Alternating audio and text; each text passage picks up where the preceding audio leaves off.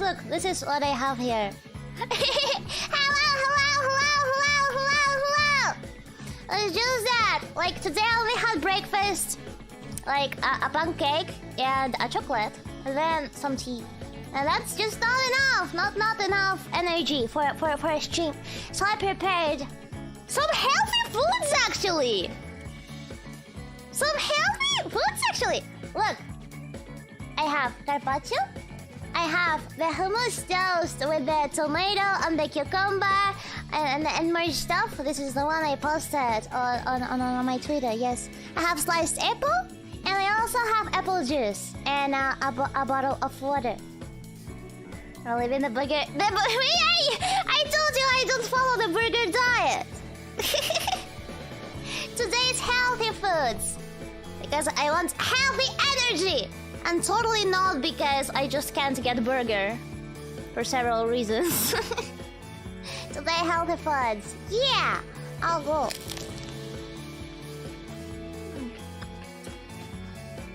No, it's not salad juice. It's apple juice.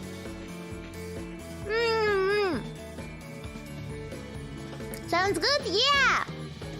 The toast is so good. I really like this toast with hummus. It's totally not cope. I don't need burgers.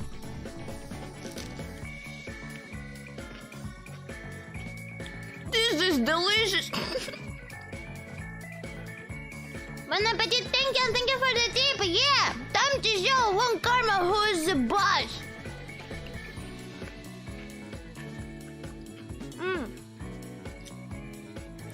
I don't need it. I don't need no burger. I'm okay with my toast.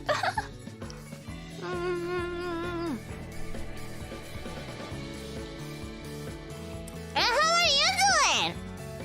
Have you had lunch already?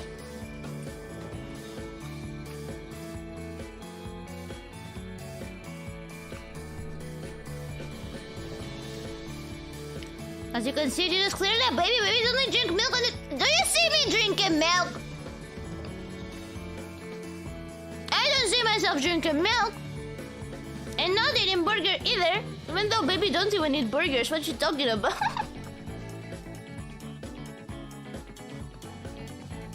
You good? You good? Just woke up? Oh, then like me. Then just like me. Just like me for real. For real. I'll go.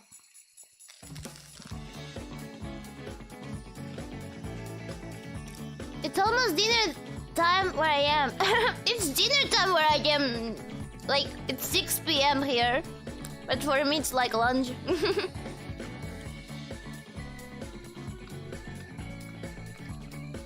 Yes, I do need some sleepy time. I do need my naps. Because for some reason it's a bit hard for me to sleep at night. Yeah, so I need my daily naps before the streams.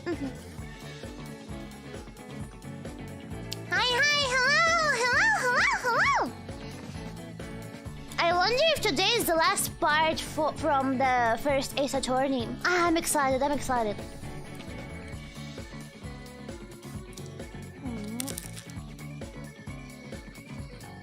Most babies have night terrors. As if adults didn't have nightmares. Don't say silly things.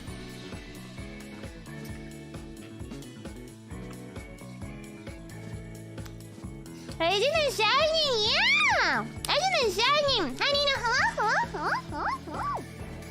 I'm snacking a bit before the stream. And that way, I give some time to people to join, so they don't lose this case, the Edgeworth case.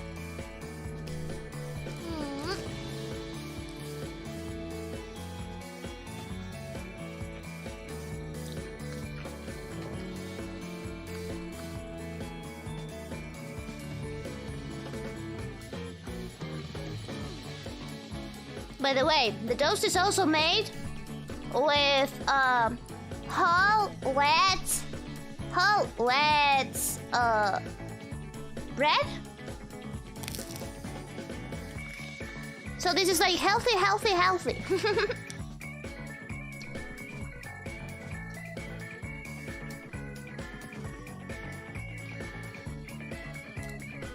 Aren't making you hungry? You can go for snacks yet. You have time to go for snacks.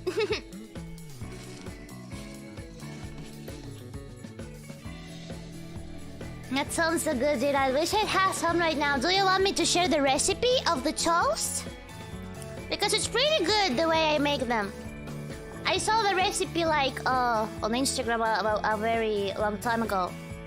Do you want to know how I make them? Because they are very good. They're very nice. I'm very healthy. Yes? Okay. Write it down, okay? Write it down. So first, we take the whole wet bread, we slice it in half, and then we toast it. Then we put hummus on the both sides. Then you can put a little bit of sriracha to make it a little more spicy. Then you put slices of cucumber and tomato. Cucumber.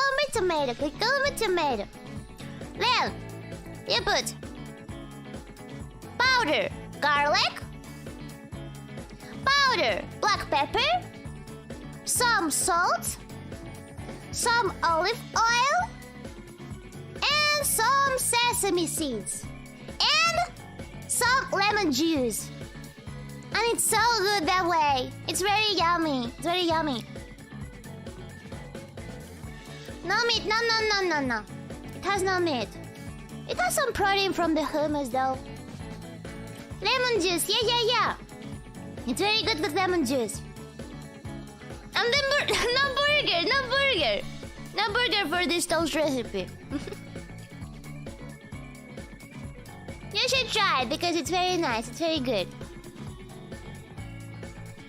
And yeah, it was in that order. You write it down? I'm glad. Try it because it's very good. It's very nice. It is good. Otherwise, I wouldn't eat it so frequently.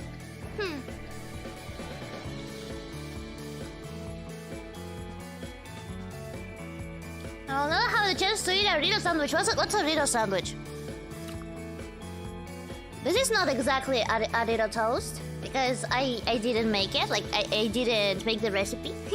I'm just sharing it with you.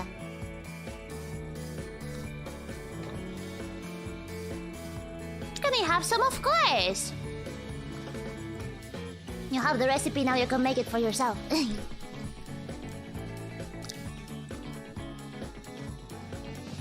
Carpaccio is so good. My grandma just keeps spoiling me. She's so nice.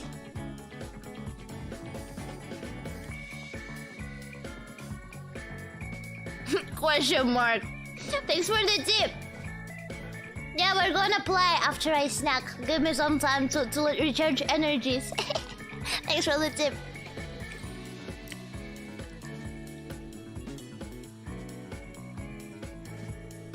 Does Babushka like burgers? No, she doesn't. She doesn't. She doesn't like burgers, and she doesn't really like me eating burgers.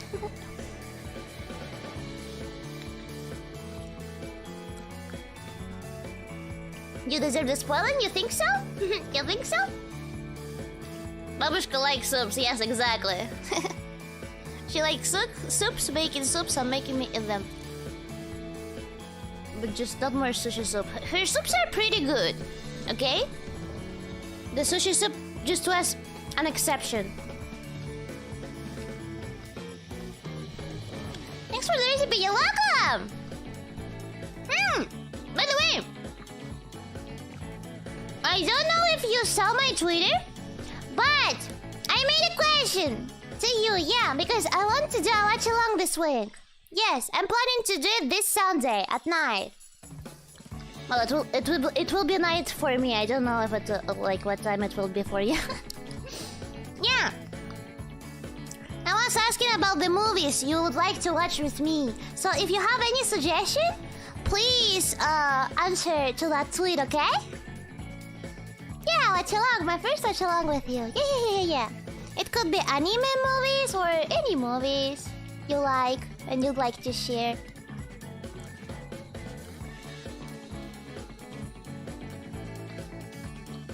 And yeah, it will be for members. It will be for members. What kind of movies? Maybe comedy? I like funny.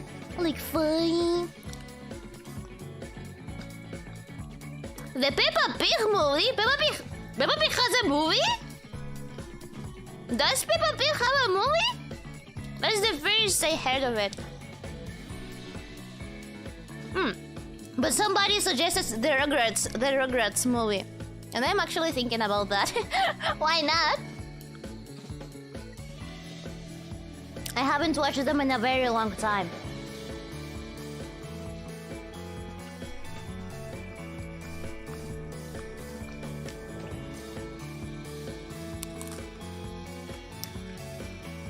Peppa Pig can be terrifying at times. Yeah, that is true. That is true.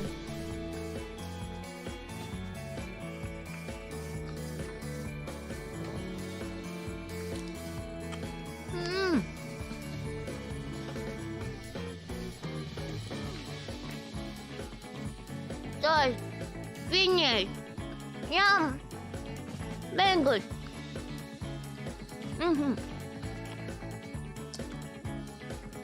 I'm planning to upload the schedule today after I decide the movie.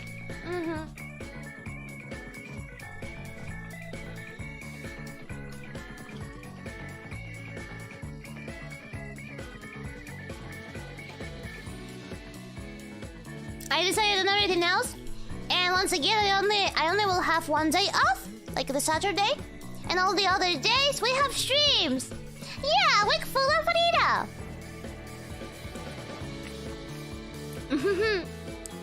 Because I don't want to make you miss me.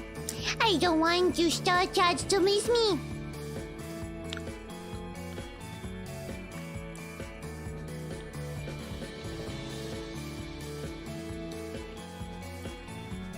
No.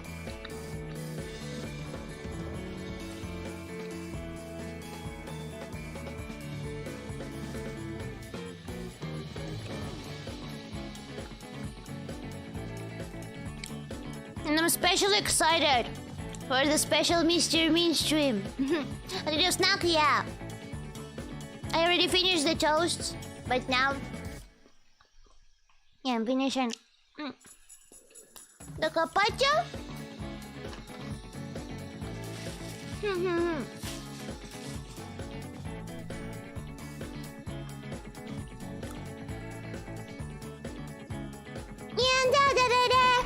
My dessert, an apple. Do you realize how healthy this lunch was? And then for you to tell me I have the burger diet, huh? Huh? You have no idea.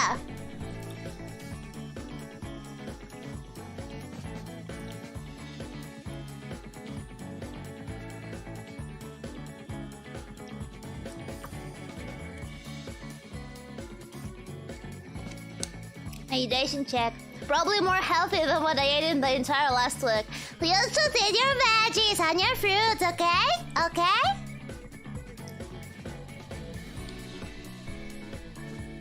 Fruit is yum and veggies can be yum.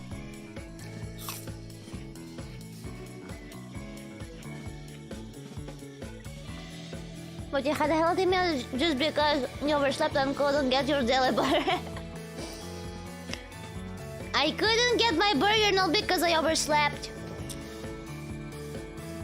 but more like because I've been wasting money in a lot of unnecessary things lately. I don't want to do it anymore. There's food at home. There's McDonald's at home.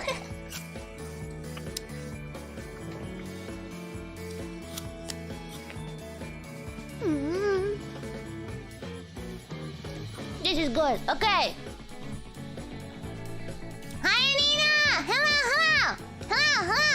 Hello, my Star Chat, Star Jazz, Star Champs! We can already begin! I'll be snacking my apples while I play. Let's go! Why burger soup? No burger soup.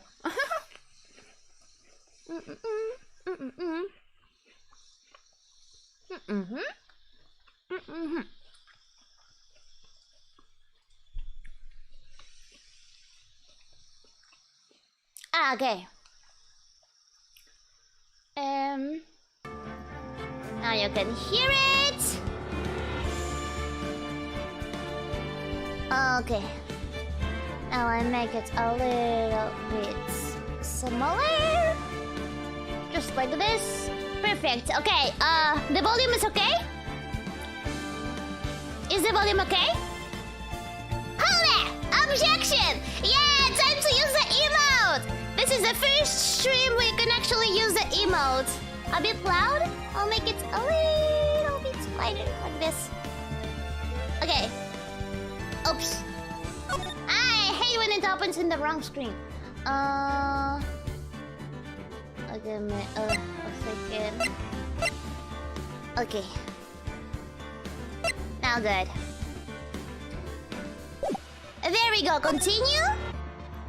Episode 4. Turnabout goodbyes. Day 2. Investigation. Yeah.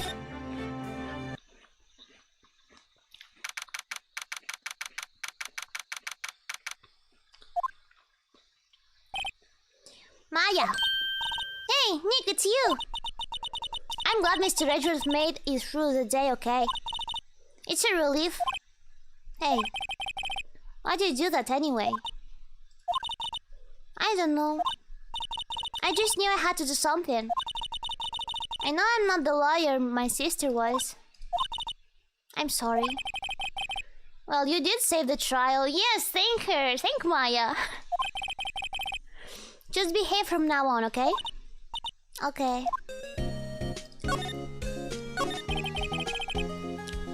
Have you been questioned yet? No, not yet. Detective Gumshoe was here just now. He said, seeing as this is your first offense, we'll let you go after questioning. Cool. And he wanted me to get a bail money ready. You can pay for me, okay? How much? How much is this? I don't know. I guess they'll send you a bill or something. Why do I picture giant bills of money every time I hear the word bail? Oh no. Any luck with Mia? No, and I can't get through to her at all. I tried, I really did. I didn't know what to do. Let's see how can we solve this case, because this one is a difficult one. I think I probably shouldn't have stopped my training. Yeah, with the waterfalls and stuff. She sounds like she really did do her best. I should check and see if there are any waterfalls in the local area. I wonder if I'll ever see my sister again.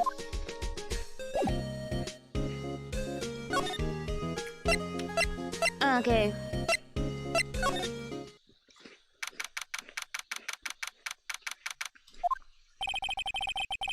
Apparently Mr. Grossberg is on vacation today. Well, I guess I can come back tomorrow if I need anything. Okay.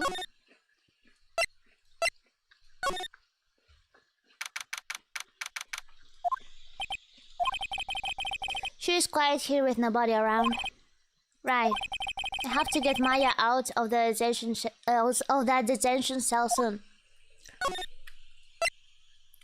Okay, let's go here.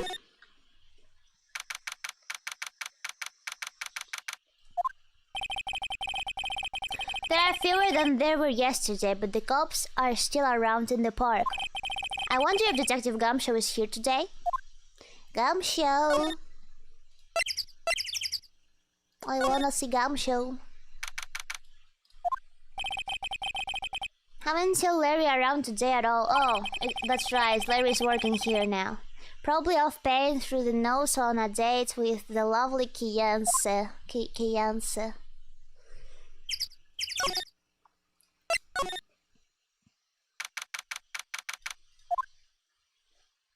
Gumshoe? Hey, Detective Gumshoe! Hey, Paul! Bon appetit. Thank you! Thank you for the tip. The trial today, Yes, what about the trial? Well, I was going to say good show, but it wasn't really all that. So you did save Mr. Rageworth, I guess. I just wasn't sure how to thank you, you know? Oh, thanks. Ah, our Gumshoe. Detective Gumshoe? Any idea what strategy One Karma is planning for tomorrow? It sounds like he's bringing in another witness. Another witness, huh? Alright, he said something about it in the trial today. There were 2 witnesses. Yeah, who's the other one? We still don't know who was the other one. I was wondering who that other witness was. Who was it? Sorry, Paul. As much as I'd like to, I'm not at liberty to divulge that information. Yeah, I understand, Gumshoe. Alright, I wanted to ask you something about Edgeworth. What's up? Is he afraid of earthquakes? I never heard anything about that before. Mr. Edgeworth doesn't talk about himself too much, see? But there's one thing that's clear as day. Him hating crime the way he does, and him becoming a prosecutor, and him being scared of earthquakes. It all started with that incident. The DL6 incident. Ooh, more large explorer. Yep, that's the one. 15 years ago, when he saw his father shot before his very eyes. He still feels the pain now. You can see it in his eyes. I wanted to talk to you about Maya Fey. She's not on a bail yet? On bail. That's strange. I told them to let her go as soon as they had their report written up. Man, I don't know what would have happened in that courtroom today if it weren't for her. Yeah, we should thank Maya. Seeing her getting dragged out by the bailiff. What's bailiff? I want this bail too. I'll be honest with you, Paul. I shed a tear or two. Mr. Edgeworth, he was so moved and saw his lip trembling. I saw his lip trembling. Really cold as ice, Edgeworth. He was really grateful for what she did, you know? Oh, Edgeworth. I'm going to head back to the station. I'll get the report of Maya and get her out of there as soon as I can. Thank you. Oh, wait. I was wondering, how much is bail going to be? Oh no. Let's prepare for the numbers. Don't worry about that. Mr. Edgeworth is posting the whole amount. Oh yeah? Edgeworth? Didn't I tell you? He's grateful to her for what she did. Alright, Paul. Oh, don't forget to go pick her up, okay? Maybe I can get Edgeworth to pay this month's rent too. What the heck? Don't use him like that.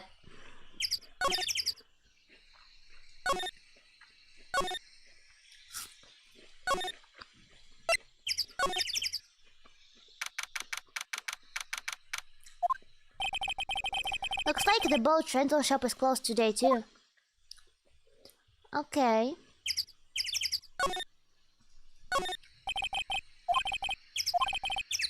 Yeah, I don't think I can enter. Okay, mother.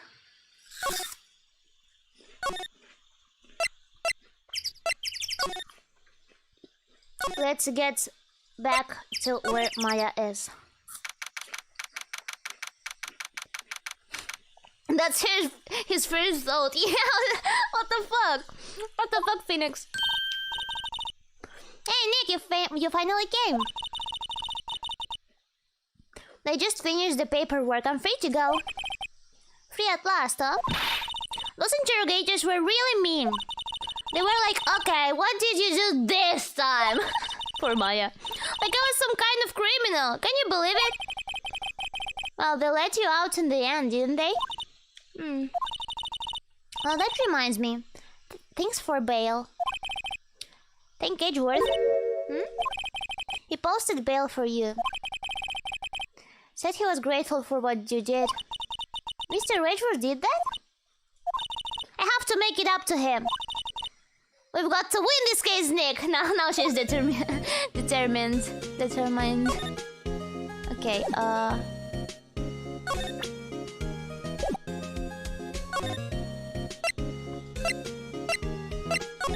haven't been here yet.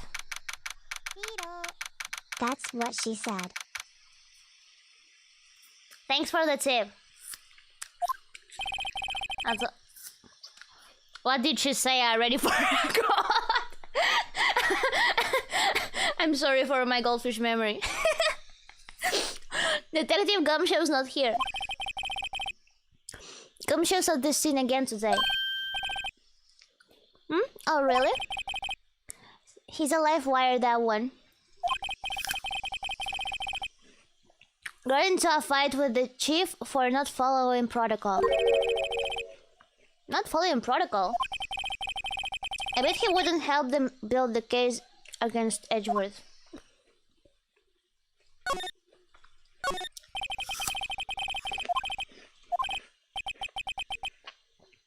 Rook to bishop 7? Checkmate? I don't believe it. Is he playing? He must be playing chess on the computer. And here we thought he was working. Yes, I'm still snacking. I'm in apple.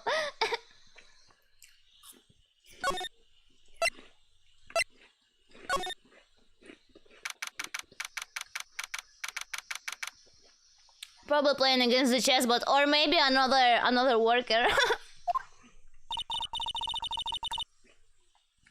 There aren't many cops around today, are there? They're probably back at the precinct, working up the case against Edgeworth. Hey, yo! Oh, Lotta? Hey, it's Lotta. You really did it today. What did we do now? I'm not complaining. See, I did a little thinking, a little self-reflection, you might say. I realized that being a witness is a mighty big responsibility. But I just went up there and started blabbing any old thing that came to mind. Loda. So you see, I want to make it up to y'all. So she will help us now? Make it up. What did you think of the trial? To be honest, I was doing it half just to say I'd been a witness. She was really excited for that, Even though I didn't really see anything. I kinda convinced myself I had, though. I'm sorry. I know I caused y'all a lot of trouble. Memory is a tricky, vague little thing. Yeah, I sure know that now. I'll be fine the next time I witness a murder. The next time? She's sure there'll be a next time. Right. Even the first time you witness a murder. What about Gordy? Right! Cards of the day, Casino. Does that mean? Thanks for the tip. Well, the way I figure, the trials only stoking the flames of Gordy fever. I'll get my exclusive photos and rocket to stardom. Yeah, she totally forgot she came for that. Alright, Laura. You go, girl. I wish I could be an investigative photographer too. Finish your spirit being training first. Yeah. Time to get her the waterfall. She needed. Laura, what do you mean by making it up to us? Well, you see, actually, I got a bit of information for you. What? That one Karma didn't want me to say nothing about it. What information? Now we're getting to the heart of it. See, I reckon we might be able to do ourselves a little exchange. Didn't she just want to help us? Now she wants to do an exchange.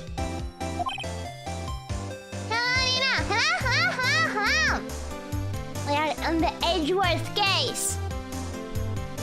This is the second day of investigation. I thought this was to make it up to us. Right. I propose a little exchange to make it up to you. What? What? Information doesn't come cheap, my friend. What the heck, Loda? Hey, I see you thinking, how sophisticated these southern folks are. It's written all over your face. Let me tell you, most southerners are way more sophisticated than you. I'm just the exception, okay? Wow, what will it be? We gonna deal or not? What do we do, Nick? Okay, what does she want? What do you want, Laura? Hey, we don't have any other leads. How much? You completely off your rocker? I might not be sophisticated, but I'm not trying to rob the poor. Are you calling me poor? Huh? The only fair exchange for information is information. Listen good. What I need from you is information about Gordy. Gordy? But Gordy doesn't... Gordy might not exist. Then bring me the proof that shows he's not. He doesn't exist. I'll be keeping watch from the car, okay? You see something, you'll come to me first, got it? Okay, so we will spend our investigation time in investigating Gordy. Okay. I'll see you later. Okay, Nick, let's get hunting. Hunting? You don't seriously mean... Gordy? I sure do. What about Edgeworth? Yeah, this is part of helping Edgeworth. We're searching for Gordy for him, Nick. Don't you get it? And how exactly do we search for a make-believe monster? Maybe we can find a monster myth specialist?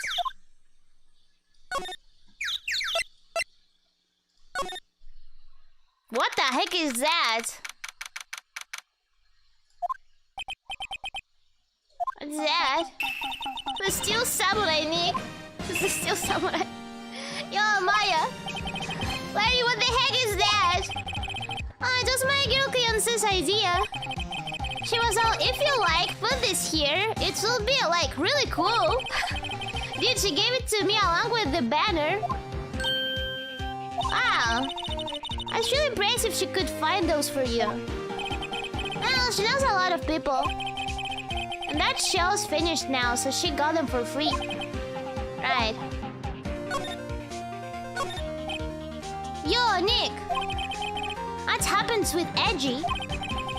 Oh, made it through the first day in court, alright. I don't know how good our prospects are from here on, though. Larry, did you know Mr. Edgeworth's secret weakness? He's terrified of earthquake. Well, why do you tell him? He acts like a little boy. Why do you say that, Maya? That's weird. I don't think he was ever like that in school. No, really? Oh, we were only in the same class for a little bit. He transferred schools pretty quickly. Transferred? Alright, when the DL6 incident happens. Doesn't look like Larry knows about it though. Hey Larry, when did you get the big thing? Oh, the big guy? I've had that for about a month, yeah. It's a big hit with the kids. Why wasn't it there yesterday? Oh, right. The the compressor was busted. Compressor? Yeah, it's that little unit by my hot dog stand. Compressor? That's what I used to put air in the steel samurai. Oh, I see. It broke a little while ago, so I sent it in for repairs. Here I thought you'd inflated it by yourself. I mean, I wouldn't be surprised. It's Larry. I wonder if I can present anything to him. Maybe I can ask him about Gordy. What if he knows anything?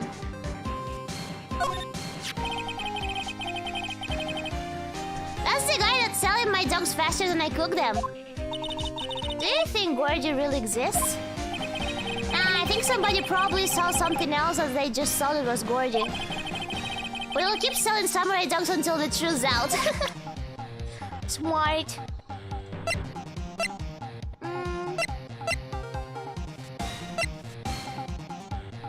Okay, I think that's all. Let's move.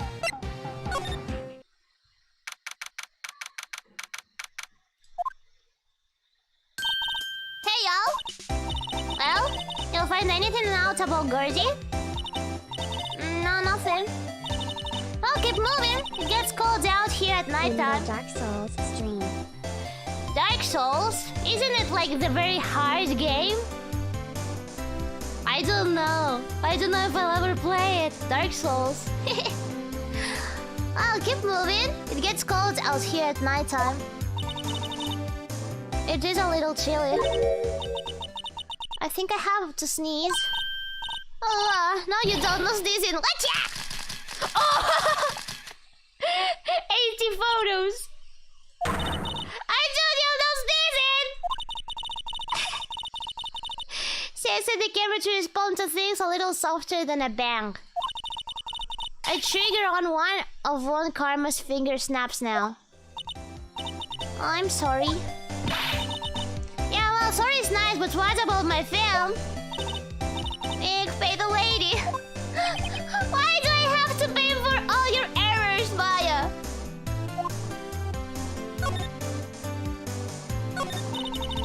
I learned something in today's trial, that's for sure. Testifying is a serious business. That's why I decided not to talk about the case anymore. Oh, didn't you say you had information about the case? Tell us that at least. Like I said, I'll trade it for the Dears of Gordy. The Dears of Gordy. What are you going to do if Gordy doesn't exist? I'll quit being an investigative photographer. Oh my god, she has it clear. What? After all, I only have one photo to my name so far. Was it a good one? You bet. A UFO. The aliens. A UFO. Anyway, if I can't get a career-making photo this time around, then that's it. I'll quit and go back to school. So you really are a university student? Yeah, I'm taking a break for a bit. Right. Okay. Why doesn't there appear a tick here? It's here because I already read this. Yeah. Okay, mother. No. Examine. Examine.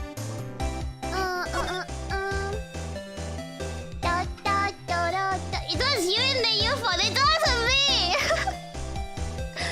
I came to Earth when I was little. I have no UFO.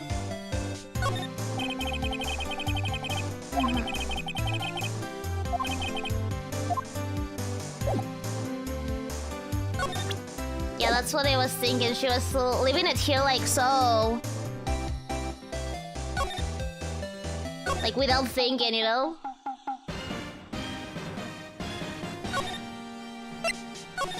Well, Trenchel shop.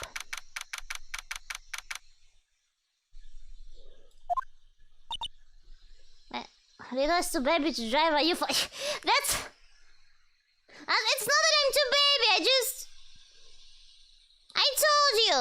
I am a human like you, it's just that I have like hands and my wings. Like, I am an alien, but I'm just like you. I've been living here and there since I was little. I don't have no UFO.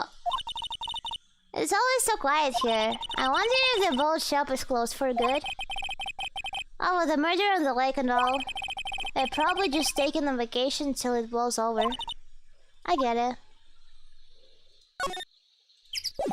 Okay. Not sure you can do anything here.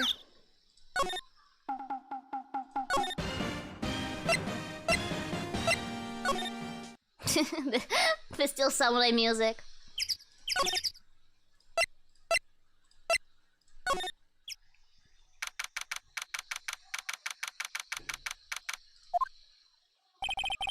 Hey there, Paul. What's up? You look out of sorts. Wait, he didn't go into something that's going to hurt Mr. Edgeworth's case again. Oh, like what? What do you mean again? Whatever, how is it, Paul? I'm here for you if you need anything, besides money, that is.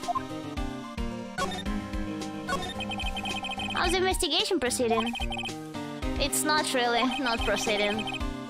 I have another meeting coming up. We're supposed to talk about Mr. Edgeworth's motive. His motive? See, Mr. Edgeworth's father died in the DL6 incident. And the guy who got the lone suspect declared innocent was the victim in this case. Yeah, that's an interesting coincidence. Robert Hammond.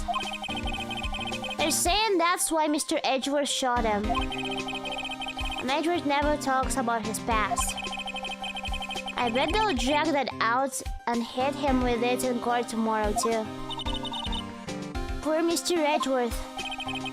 I gotta admit it doesn't look good, Paul. Say, Detective Gumshoe, do you know Gordy? The monster down in Guard Lake? Not personally, no. Well, we're looking for it. Huh? Are you out of your minds? You got time to go monster hunting? But it's because we want to help Edgeworth. Gumshoe, you don't understand. How about doing a little questioning for me then? Detective Gumshoe is scaring me, Nick. I mean, I get that he's hungry, but he doesn't even try to understand us. I told Detective Gumshoe about the deal with Lotta. Nick, try telling him sooner next time. I'm sorry. I see, Paul. Sorry for shouting at you. Okay. I, Detective Gumshoe, will aid your search for Gordy. I'll loan you one of our newest secret weapons for finding evidence. Really? You can take whichever one you like. Secret weapons? Give us the goods! Oh, the hours and in due time. First, let me show them to you. These are our best and brightest. Introducing secret weapon number 1, Missile.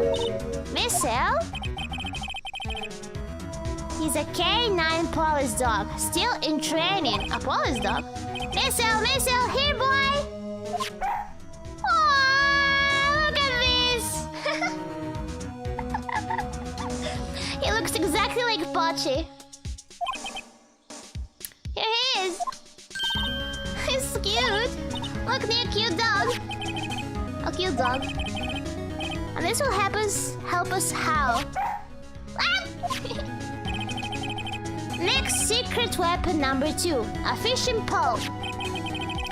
Hey, this is my own personal pole. Detective Gumshoe. I'm looking for a monster. Yeah! Gumshoe, are we supposed to catch a whole sea monster with a fishing pole? Never know till you try, Paul! Okay, the next one is the last one. Oh please, I'm already overwhelmed by our choices. Secret weapon number 3, a metal detector. Here. Detective Gumshoe, we're looking for something alive. Right! Are we supposed to find a metal detector? You never know, it may have been eating soda cans. Maybe. Which will it be? I can't make up my mind, Nick. They all seem so perfect! So perfect! I can't make up my mind either, for the totally opposite reason. Oh, I suppose it can't hurt to borrow one of them. Let's go with the doggo! Can I borrow Michelle? By the way, am I pronouncing it correctly? Michelle? Michelle? Or is it Missile? I think it's Michelle? Michelle, right? Sure thing, Paul. Be good to him. Aww! He's so cute! Oh boy. And it didn't train him very cute with shiny eyes. Look at him. Okay.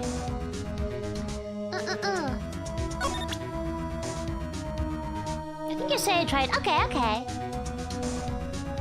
Missile? Is it missile?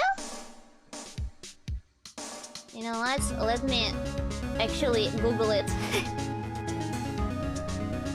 Because now I'm confused. Missile. Missile! It's missile, not missile.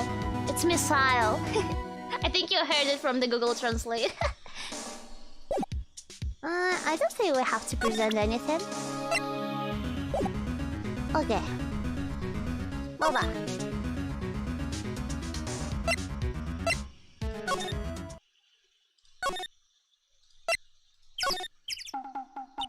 Hey, Nick. An apple a day keeps the doctor away. I am having my apple a day. Cheers. I hope you do as well. Missile's been acting strangely. Missile? Oh, alright. A little creature of the detectives. Creature of the detectives. They are love little doggies. Goodbye, goodbye. Oh, look at the cute doggo. He's smiling. He has a wonderful smile.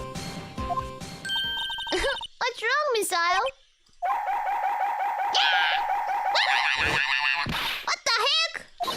Missile! Missile! What the heck? He's eating butts! He's eating butts! My samurai dogs! Oh no! The samurai dogs! Wow! He ate every single one! I'm sorry, Larry! Sorry, don't pay my bills, Nick! Oh no! How much do I have to pay already? I'm sorry. But look at how cute he is. So happy after eating. Hey, Larry, look, it's Missile! Isn't he cute? Keep that one away from me. What am I going to tell that big boss? There's a big boss in charge of your hot dog stand? Nick, maybe the stand is a front for a mafia money laundering scheme. Maybe, who knows? Maya, I think you should probably try to look a little sorry about what happened. Alright. She's so happy. Alright. Hi, poor dogs. The dog ate the dogs.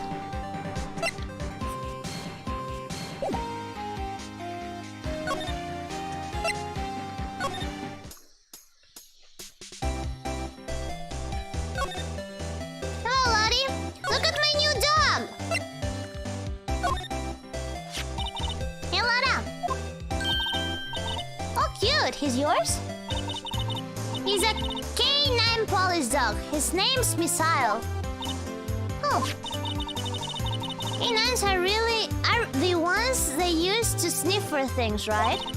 I wonder what Gordy smells like. Well, if he smells like hot dogs, we're lucky. I hadn't thought about that.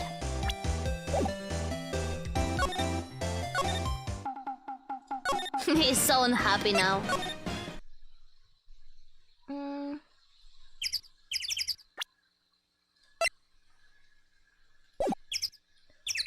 Isn't it? in here still? I see. Okay. Love. Love.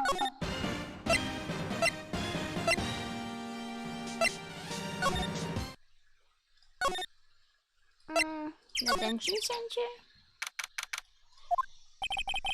Looks like Edgeworth isn't questioning. Let's come back later. Guess so. Okay. Ah, fresh air. I gotta say, freedom feels great. Behave yourself in the courtroom tomorrow, okay? He's been having much more fun. She's a brat. It's not going to be so much fun when Edgeworth refuses to pay your bills again. Right, I'll behave. Oh dear. I tell brat. Anything to say about our cute doggo? Don't waste time showing me things, okay? Okay, fine.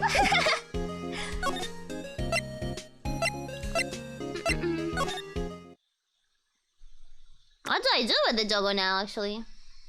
Like, the doggo only ate all the hot dogs, and now what do we do?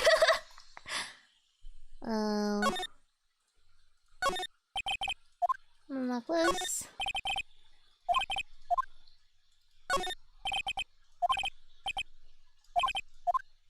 There's nothing here. Okay, move. You fed the dog and that is good. Okay. I feel better then, I guess.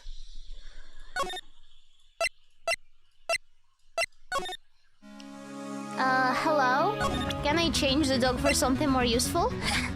This dog is a big star in criminal affairs. Why is he named Missile? Now that you mention it, I'm not sure. But I hear he's aptly named for what it's worth. Okay, so like he's fast. He's a fast doggo.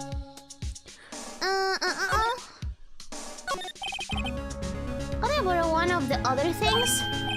Yeah, sure, Paul. But I have to take back the last one I lent you. Department policy. I'll take your pick. Which will it be? Okay. Fishing pole. Can I borrow that flimsy-looking fishing pole? Sure thing, Paul.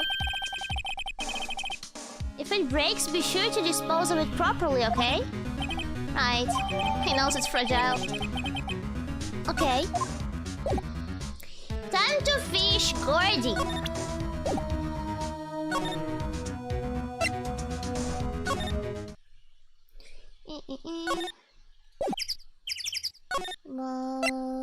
Go here. Over there.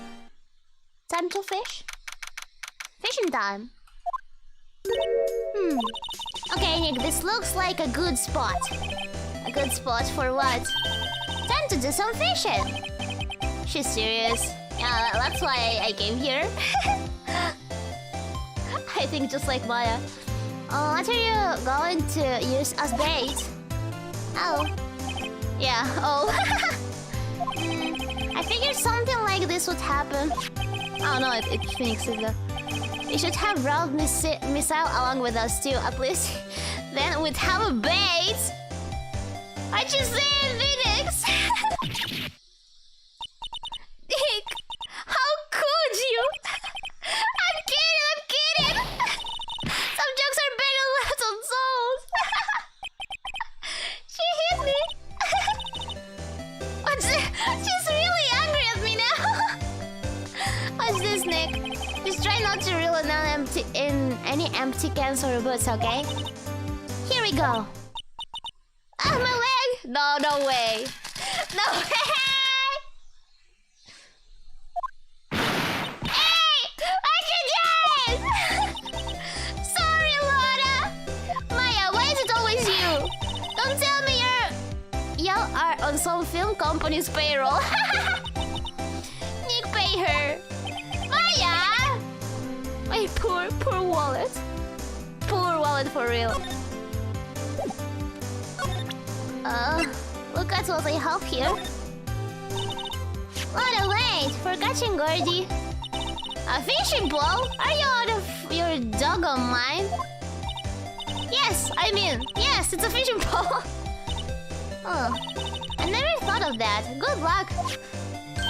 Thanks. I don't believe it. We need a bait though.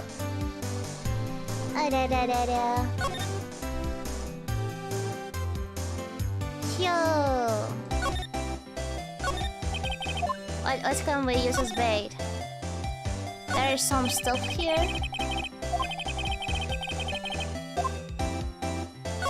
Nothing interesting here? Nothing we can use as bait? Hey, Nick! Don't tell me you're hungry again. No. I was just wondering, why are camping pots and pans made of aluminium? Oh, we read that already, I remember. Yeah, they didn't talk about it in the law books. Okay. There's nothing here. Let's move.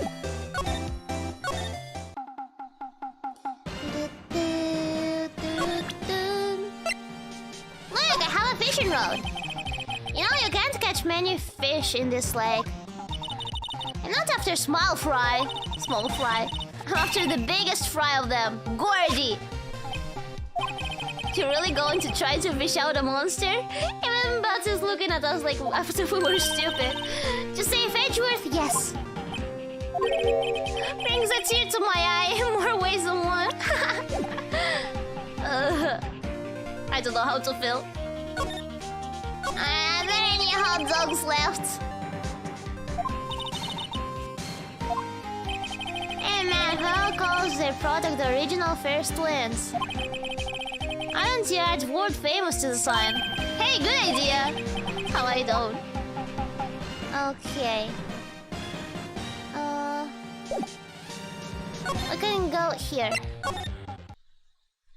No, nothing here? I thought we could be fishing here.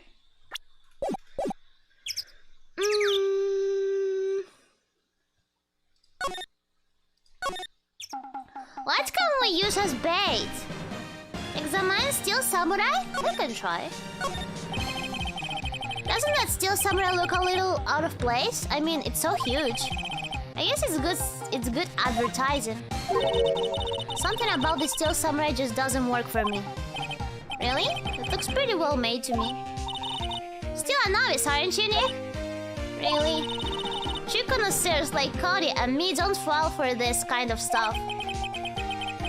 These Steel Samurai fans are obviously in a league of their own. What's wrong with the Steel Samurai? What's wrong with the Steel Samurai, actually? Can't you find something in the trash? No, it's empty. What's this machine? Ah, that's a compressor. I use it to fill up the balloon there with air. Neat. Just got it repaired yesterday. Man, what a drug that was.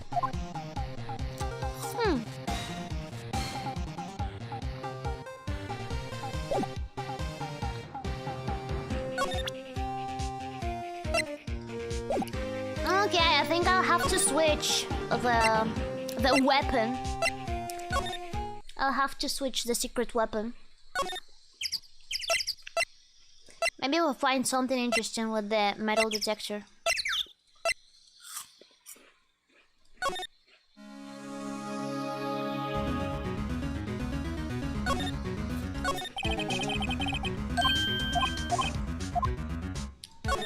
The metal detector. I'm not sure what we're going to find with this. Remember, you're hunting for a monster. Anything is possible. Anything. Make some noise when metallic objects are near. A useful detection device. Okay. Achievement unlocked. Secret weapons 3. Maybe I wasn't supposed to actually use all of them.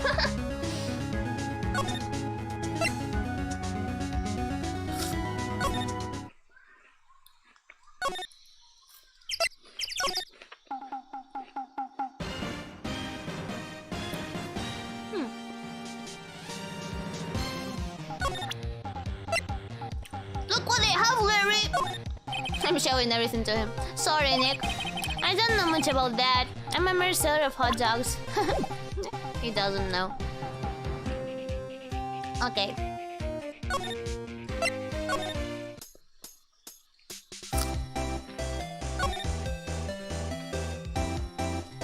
And you? Do you know about this?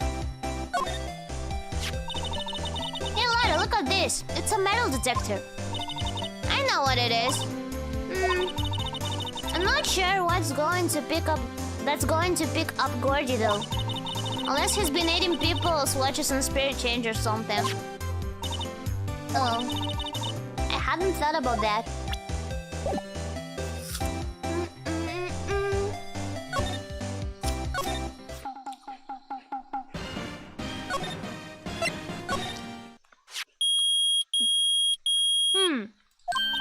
Nick, it's beeping. The metal detector's found something. She is loud enough about it. Whatever it is, it must be in those bushes. Go check it out, Maya. Why do I have to check it out? Nick, look. What's this? An air tank? The valve looks broken. I thought it was Gordy. Really? Maya, first of all, why would Gordy be in the bushes? And second of all, why would a metal detector react to a sea monster? Oh. There's something wrapped around this air tank. A lot of different flags. String of flags. Well, I might as well take it with us now that we found it. It's heavy. An empty air tank. The valve is open and a banner of flags is wrapped around it. Okay.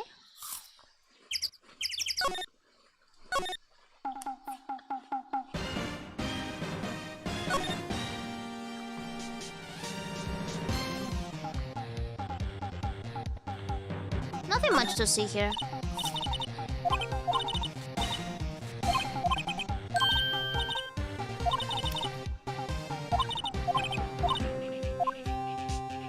Maybe I could try fishing here.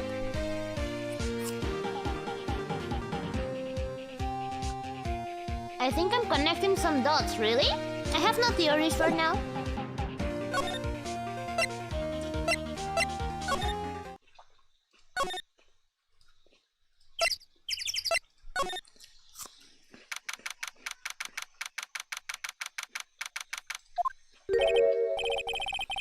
Detective Gumshoe isn't here.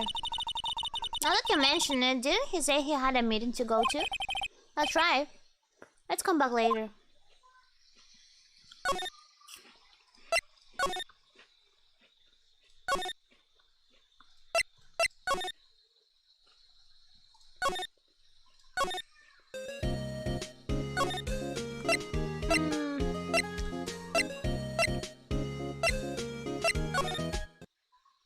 I've been everywhere. I think I'll check Lotus Place again.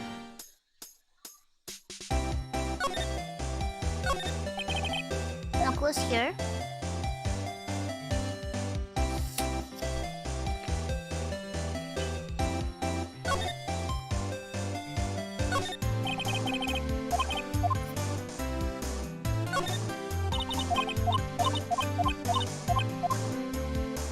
I checked all this already.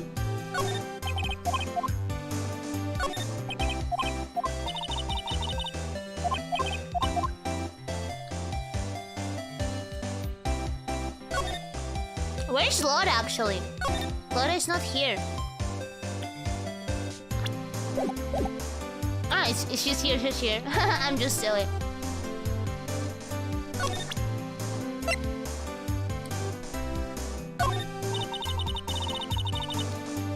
Yep, I'd have to say I know exactly squat about that.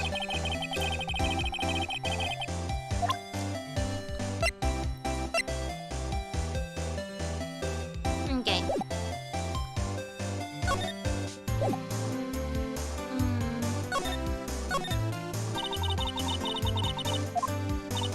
have this conversation already.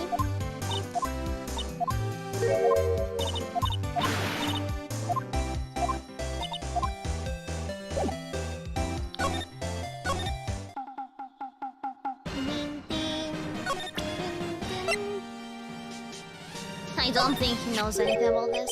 What? An air tank? What about it? Larry, I wanted to ask you about this tank. Have you seen it before? Huh? Me? No, never. Who the heck would go diving in the middle of the winter? Why is he nervous? There's something about the way his eye twitched when I showed him the tank. I think I better pursue this line of question a little further. Larry?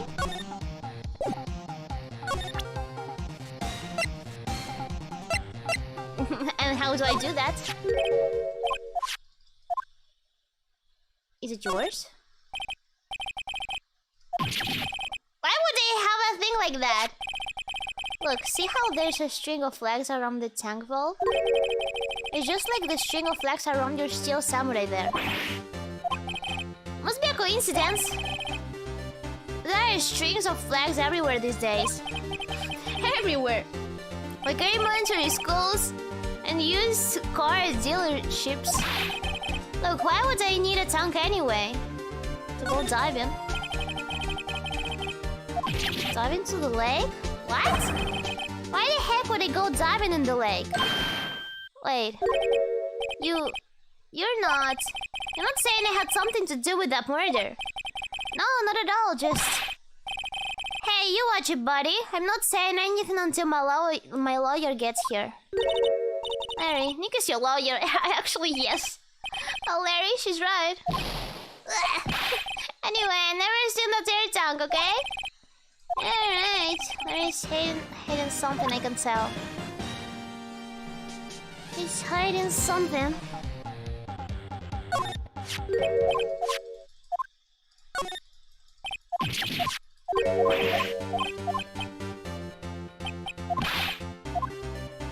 To inflate something? Inflate what? What else? That big buffy steel samurai. Now, why would you go asking me a question like that? Looks like I hit the nail on the head. Right. Actually, see, the compressor I always used was on the fritz. So I tried using the tank to inflate it just once. It didn't go so well, as I suspected. Ask more about the tank. It didn't go so well? Yeah. Do you think you could be a little more specific? Come on. Look, it's embarrassing, so I really don't want to talk about it. Tell us. Fine. Whatever. It's like what I said, the compressor was busted. So I took the tank and tried to fill the samurai up with that. And then... What the fuck? Valve busted open and made this incredible noise. And that tank there took off like a rocket. Like a missile. And it took my poor deflated steel samurai with it. Off into Gourd Lake. It sure scared me out of my guard. That's for sure. I see.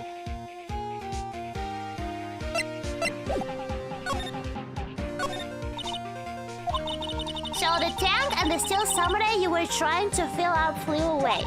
What happened next? Well, all that happened on the 20th or so. The 20th, a week ago. 20th? Now, as far as I could see, the tank went flying out into the lake. So I went out every night in a boat looking for it. I mean, Gensei gave me that steel samurai after all. And when did you find it? Just the night before last. It flew away out there. It took me 4 whole days to find it. The night before last, the night of the murder. Sorry for not telling you, Nick. Actually, I was here on the night of the murder. Larry! Why so many proof. But you see, I went home before midnight. So you didn't know about what happened? No. That's too bad. It's not all bad. We've solved one mystery at least. A mystery? Maybe we should go tell her. Okay. Lodi?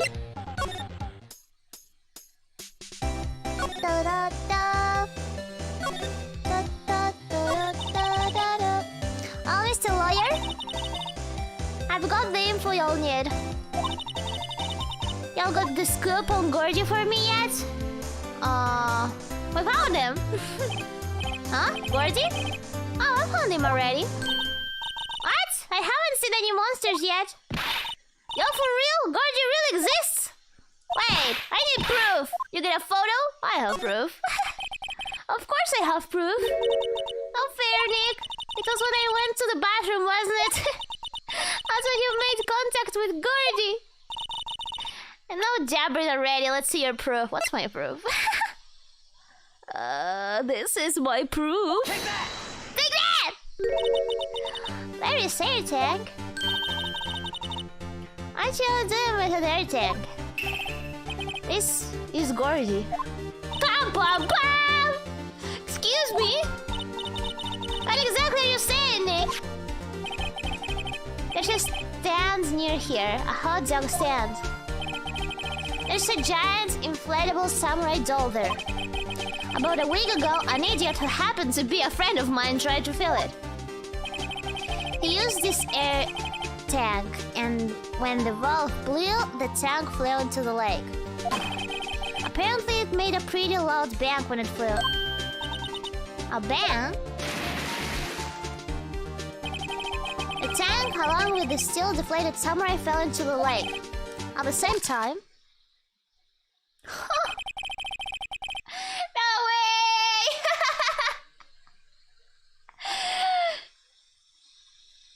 That's what the photo is. Wait. So you're saying that Gorgie is really the steel samurai? Oh, that's a fine way to ruin a girl's dreams. I'm sorry, Lotta. Ah, it's okay, you win. I'll give you info, like promised. Poor Lotta. So tell us this information you have. I hope it is worthy. A promise is a promise, I guess.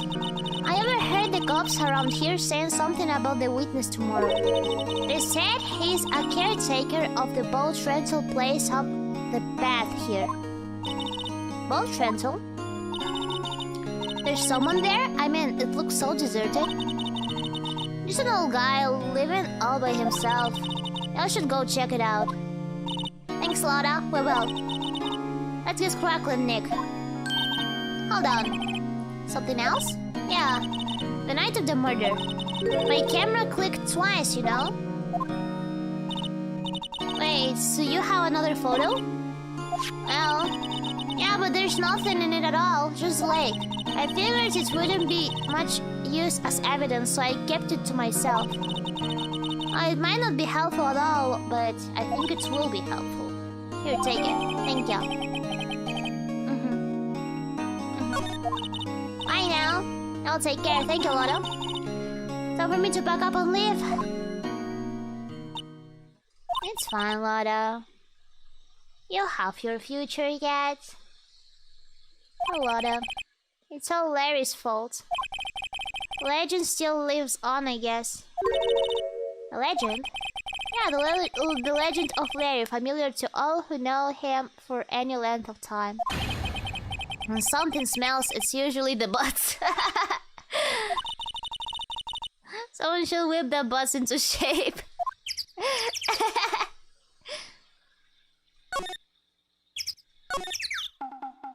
Boo boo boo, ba ba ba ba.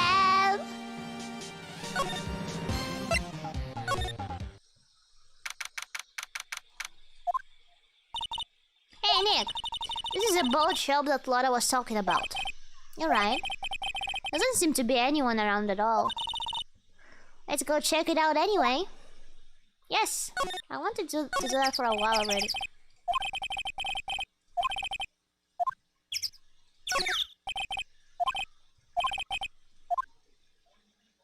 How do I check it out though?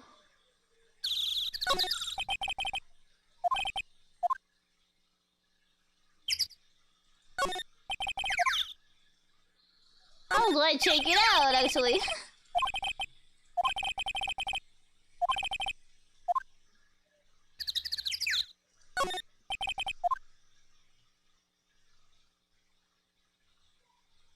I checked this already.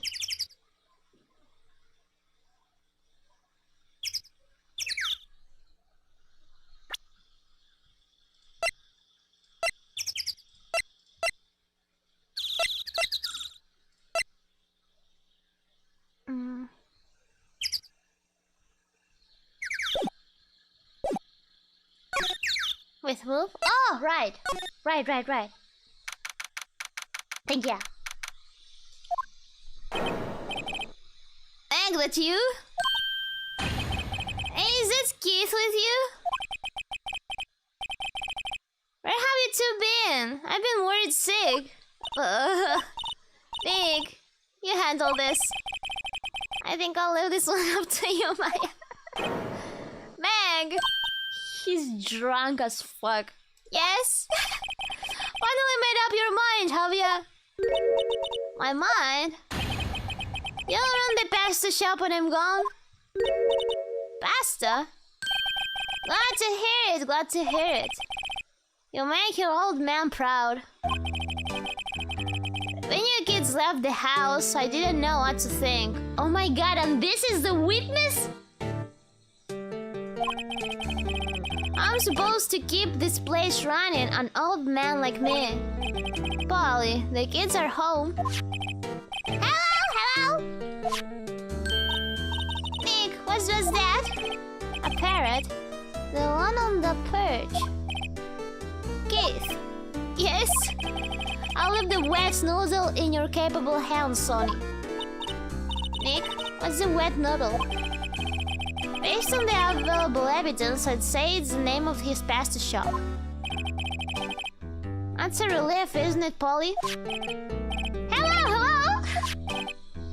What is happening? Are you up?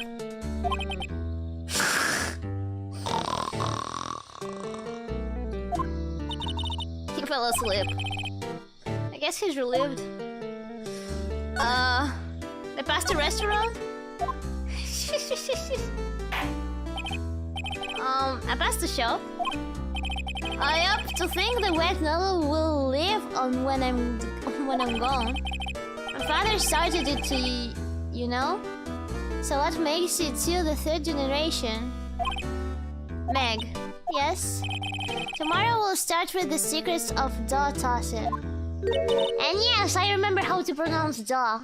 It's not duh or duff, it's dough. Dough tossing? You too, Keith. Yes? You'll be the best pasta wrangler the West have ever seen. Pasta wrangler? The West? Isn't pasta from Italy? Meg! Yes! You know the best pasta's always been made west of the Rockies, don't you? Right, of course, everybody knows that. Eek! How long do we have to keep up with all in the family charade? This old man must know something about the murder. Yeah, like he's the witness. Not leaving until we find out what it is. Pop! This is about rental shop, right? What you talking about? This here's the place of the pasta, the wet noodle. What the fuck? And this man is the witness. Though, now that you mention it, we haven't gotten many orders for spaghetti lately. All the kids come up and say, "Yo, dude, wanna ride in one of your boats?" That's why I keep them boats out there. Youngsters these days, darned if I understand them. I'm pretty confused myself. Nick, this isn't going anywhere. But this old man is the witness tomorrow, right? I've got to find some way of getting information out of him.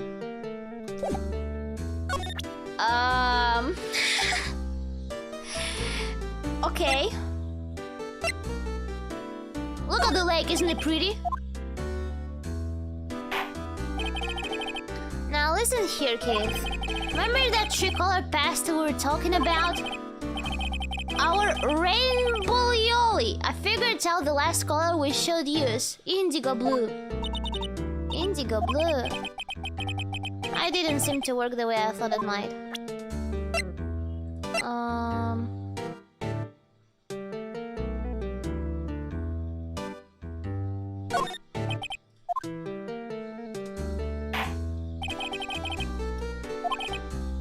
Yes. The rainbow yoli. What can I present to him? I really don't know what to ask this man about. Yes, let's examine. Oh, what an amazing parrot that is. Good morning. Hello! Such a mean parrot! It ignored me.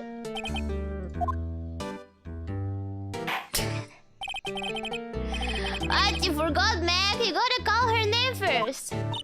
Her name? Polly! How you been? Hello, hello! See? Neat!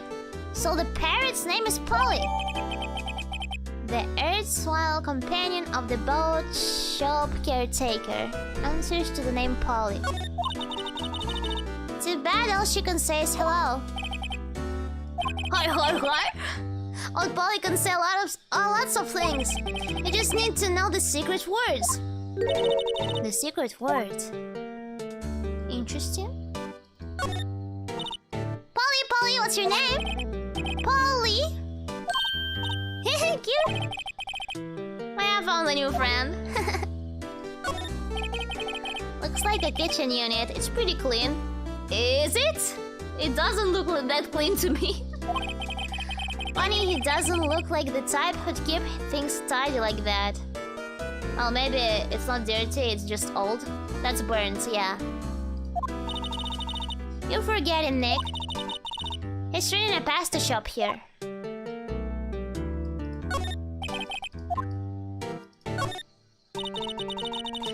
Look, Nick, he has an electric blanket on his table. Looks warm. Aha! My grandma has an electric blanket as well. Have you ever used an electric blanket? Like, you know, in my apartment, it's usually very cold, like on winter and stuff. And, like, my grandma always complained about that. So in her last birthday, I bought her an electric blanket because she told me about them. I didn't even know about the existence of electric blankets before. And when she used it for the first time, she was so happy. Like after the first night, she told me, Riro, this was like sleeping in paradise. She was so grateful, so cute. It is cozy, yeah. That's a great idea. We should do that at the office. I can sit down with our clients, snug and warm, and drink hot cocoa. Ooh, cozy. And we'll talk about borders. Cozy. You're a party pooper, Nick.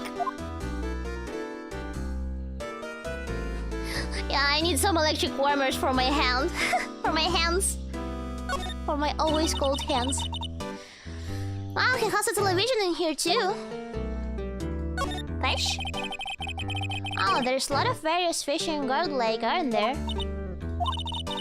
Something's funny, Nick. All these fish are saltwater fish.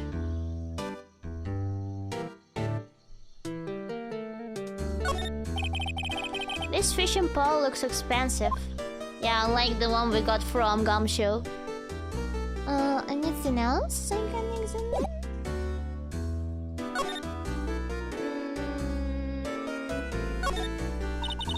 Look! A little safe. It's locked. Oh, a safe.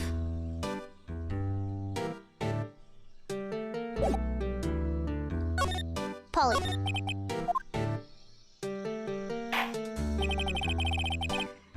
My memory's gotten worse of late. That's why I just tell everything important to old Bolly here.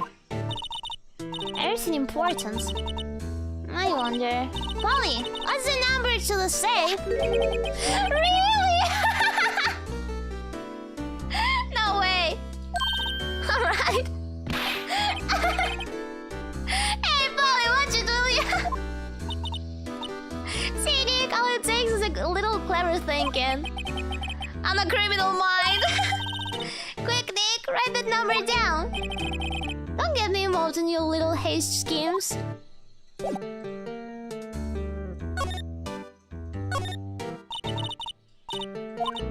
Let's open it. But we can open it, right?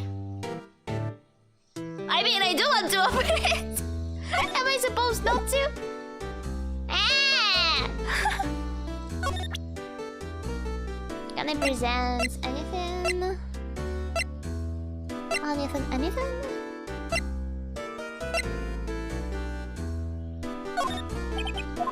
Look at your parrot. Yeah, okay. Yes, let's tricolor pasta. Nothing else here, I think. Well, actually, can I talk again to the parrot?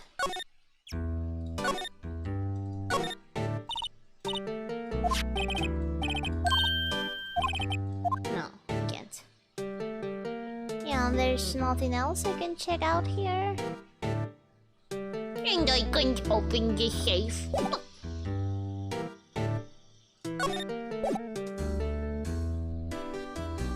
Oh.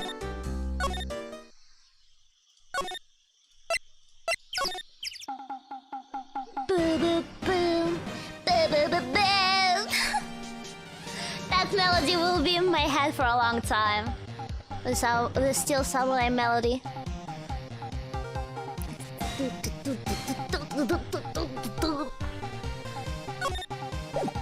Look! It's a parrot! I know.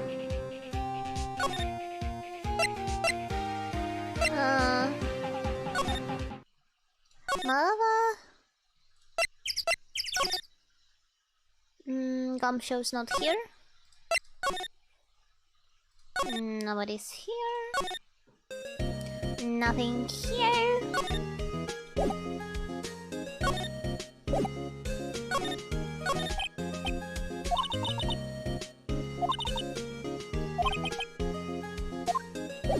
Okay, nothing. Nothing here either.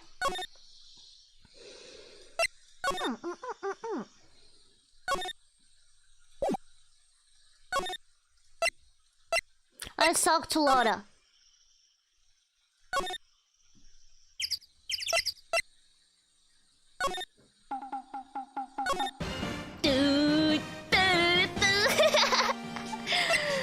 It's too catchy. Well, where's Loda? Loda left without her things? Where's Loda?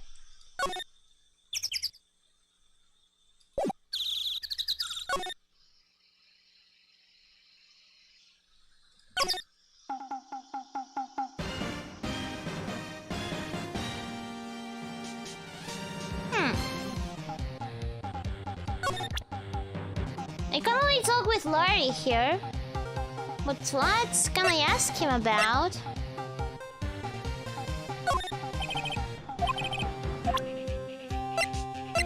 I presented this. I'll just present him everything. This doesn't make sense. You see there?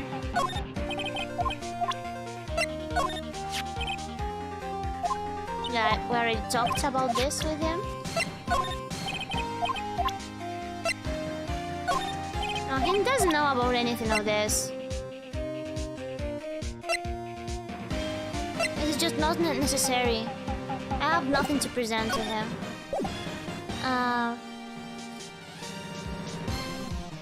You do everything you could with the boat keeper? I do think so.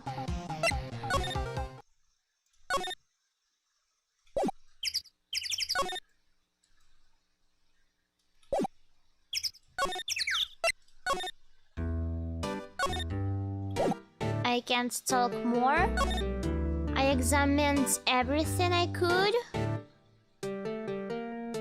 I can't open the safe.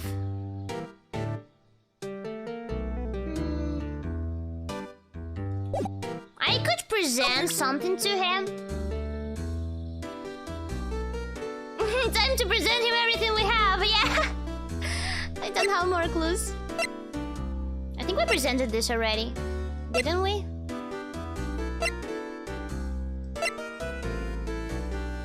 Do you imagine him actually knowing about this?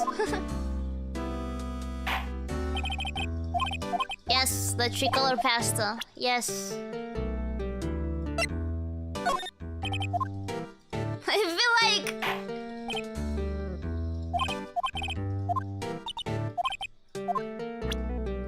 Look, I'm an attorney. Give me info. That's a lawyer's badge? Yes, it is. I don't believe it. He reacted.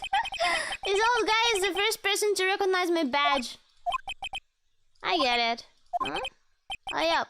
I got you figured out now. You're not Keith! Oh my god. Nick, now's our chance to clear things up. Sir. No, I'm not Keith. And I'm not Meg either. We're here investigating a murder that took place on this lake the other night. Please help us. A lawyer, huh? Please, mister. Alright, I'll help. But on one condition. What's that? When this case is over and done, you'll run the wet noodle.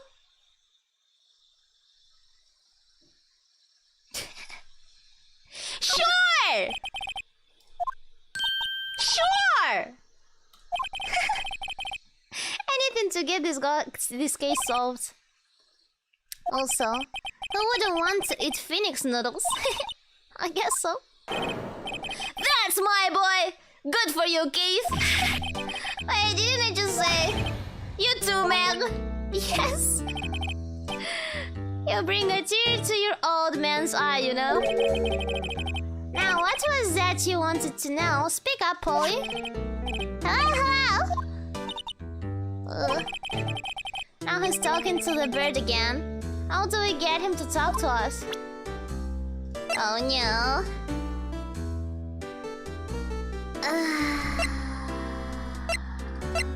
Look. He fell asleep!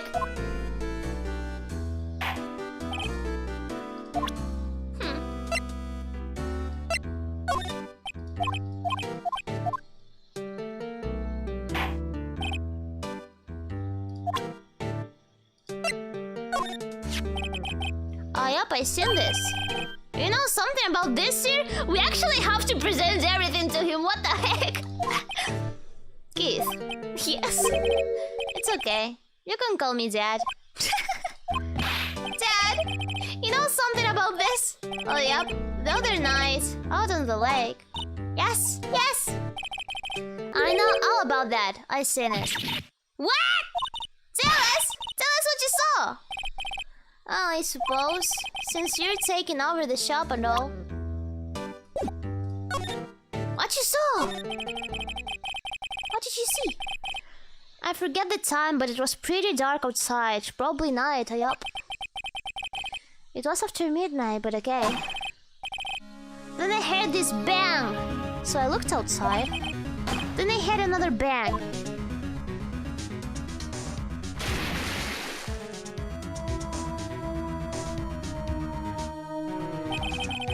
A little while later, this boat comes back.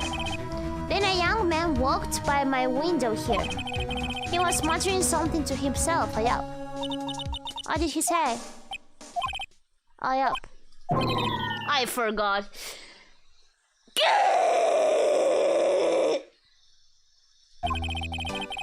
I remember tomorrow by court time, promise. No!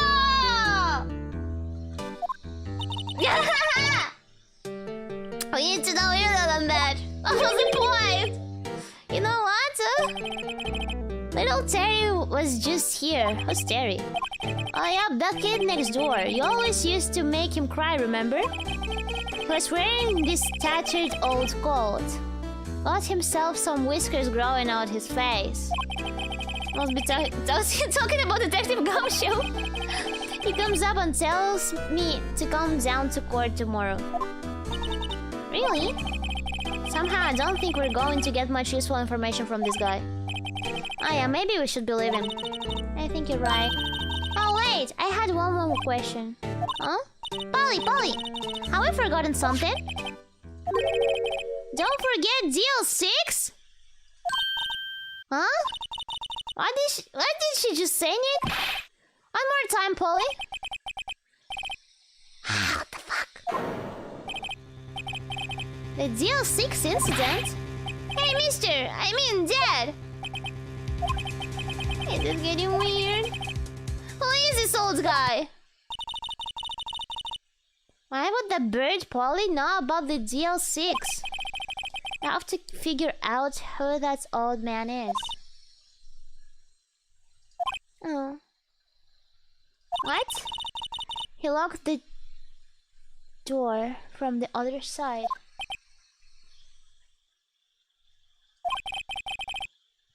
Look at that old man. I think I need to do a little more research on this DL6 incident. Maybe I should ask Detective Gumshoe. Okay. I have more clues now. He's a murderer? I don't know. I don't know what to think anymore. I don't know what to think anymore, guys.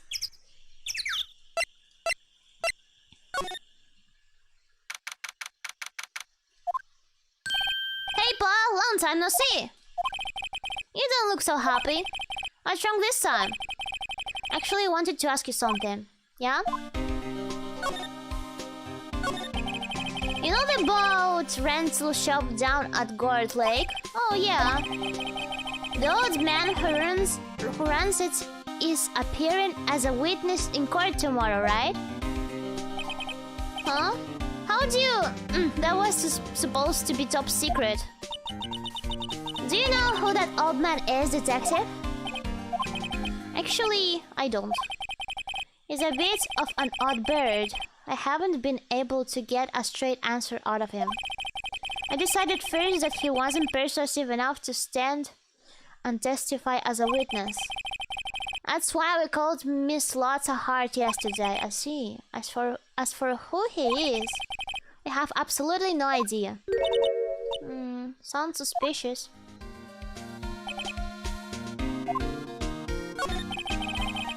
Detective Gumshoe, please help us. We need to know about the DL6 incident. That was when Edgeworth's father died. I can't help but think that it has something to do with this current case. To tell the truth, I don't know much about the DL6 either. Mr. Edgeworth forbade us from reading the file. So I'm afraid I can't show them to you either, Paul. What? However, if you can convince me somehow that the DL6 incident is related to this case, well, I guess I'd consider opening the file up. It is related!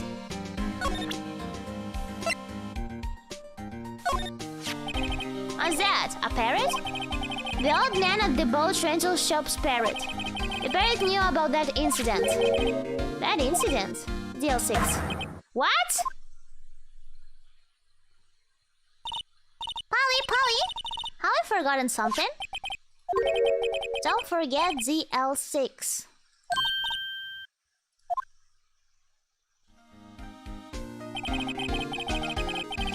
I'm pretty sure that old man must have taught her that word. Yeah, but how would that old man know about the DL6 incident?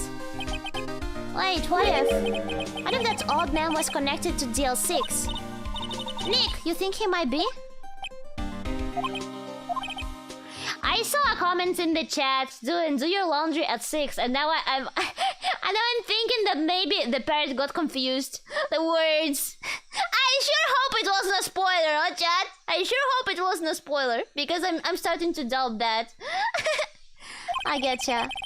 Sounds like you need information on the DL6 incident. Through there is the station's record room. I'll give you special permission to go in and find what you need. Alright, way to go, Detective Gumshoe. Okay, Nick. To the record room. I guess it's time we faced Edgeworth Pass. Oh, very interesting. Records room. Records room. Could be anything at this point. Yeah, totally. Wow. It's amazingly dusty. 10 years of files and 10 years of dust, I guess. Let's find the DL6 stuff quick. 15 years ago, both me and Edgeworth were 9 years old.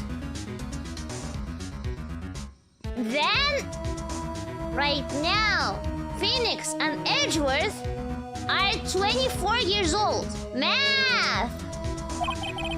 We're almost through with 4th grade when he suddenly transferred. Because of DL6? Nick, I found out where the file is. Oh, thanks. Just let me know what you want to know about the DL6 incident. I'll go get the right file. 24 and already involved in all these things. Yeah. Actually, yeah. They're pretty young for their job, aren't they? Okay, examine. Here are files of collected case reports. There's quite a large volume of reports here. Oh, these are all case reports? It's like a graveyard of police cases. I guess my sister's case report is in here too, quietly gathering dust. I see. There are shelves stuffed with case files in the back of the room too. Forgotten cases, rotting away for eternity. Nick, let's get what we need and get out of here. All this dust is getting to me. This cabinet is where they keep evidence for current cases. Some of the things are obviously murder weapons, others are who knows what.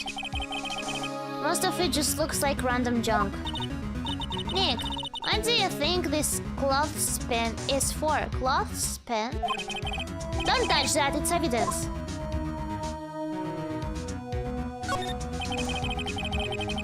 It looks like there are files inside the glass case. The case is so dusty I can't see what's inside. Nick, it's locked. I must keep important case files in there. Let's see.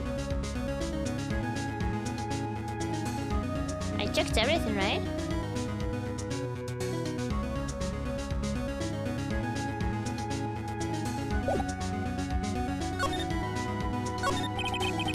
Oh, first I have to get a handle on the main facts, like a summary. Right. Summary. Found it! Here you go. December 28, 2001.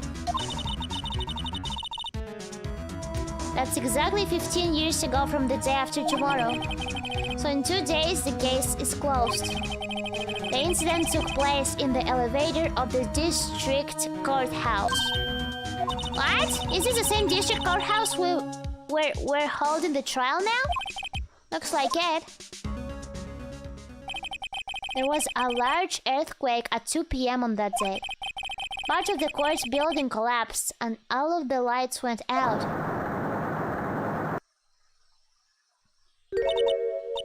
Wow, that was some earthquake.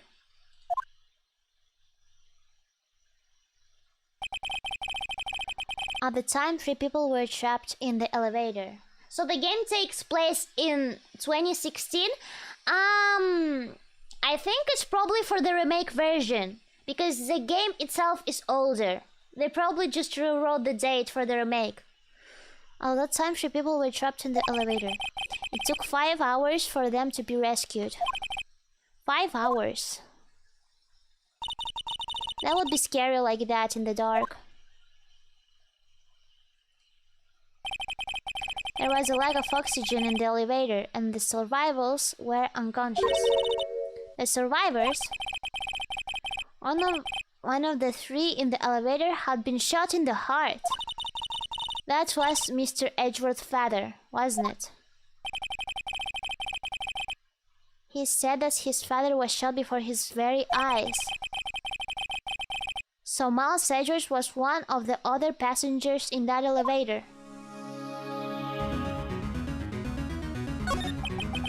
Do you have data? Do you have data on the victim Edgeworth's father? The original game had it set in 2016 as well? Oh really? I didn't know that. It has a lot of like old stuff.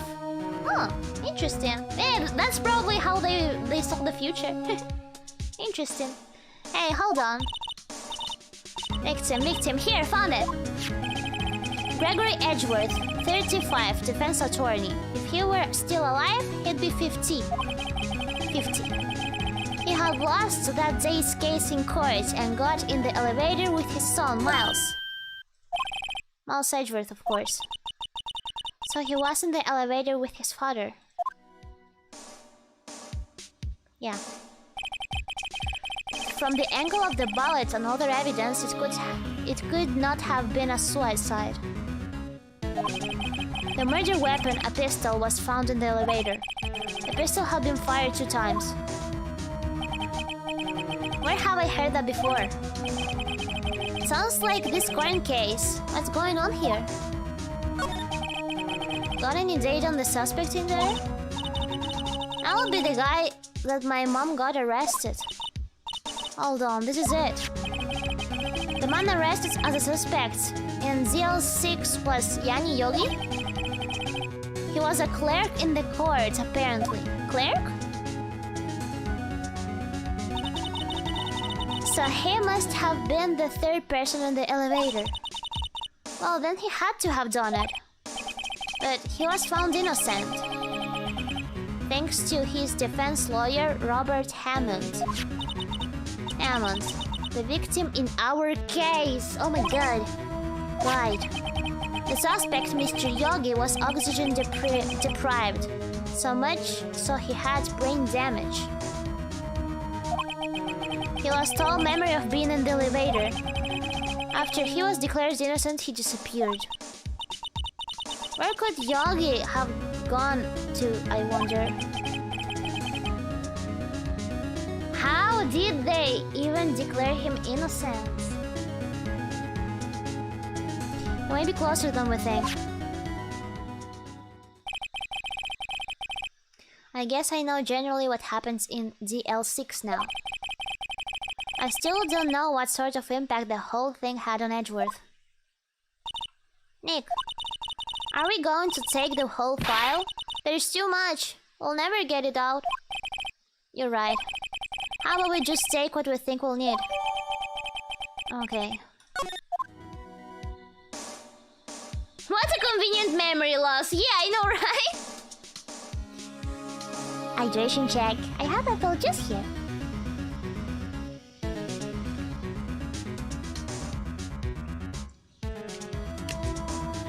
Apple juice, yum. Right. That's probably all we'll be able to find here. Now, all that's left is a trial tomorrow. I wonder how Dad will do to Stefan in court.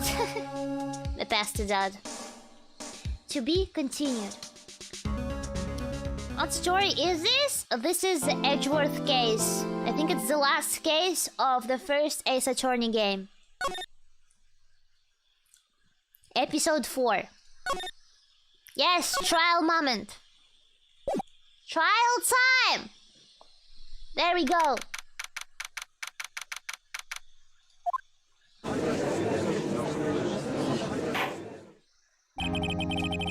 Court is now in session for the trial of Mr. Miles Edgeworth. The defense is ready, Your Honor. There we go. Very well, apparently the prosecution is also ready. What's the judge here anyway? Mr. Von Karma, your opening statement. Very well, no opening statement, so... Objection! Not so fast, Judge. I was taking a meaningful pause before speaking. Right, of course. A prediction. Today's trial will end 3 minutes from now. He's so annoying. Order. Mr. Von Karma, what is the meaning of your statement just now?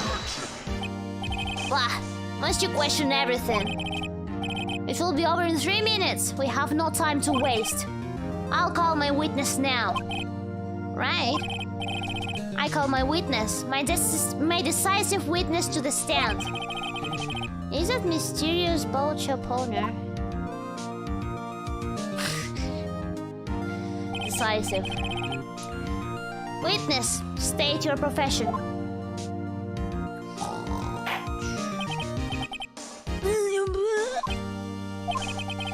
I am the proprietor of the restaurant The Wet Noodle at Gorge Lake.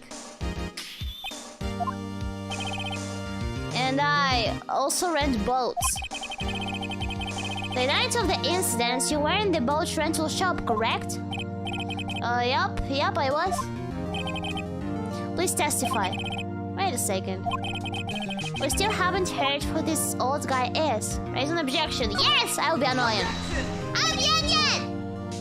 Objection, emo guys! Objection! Wait a minute!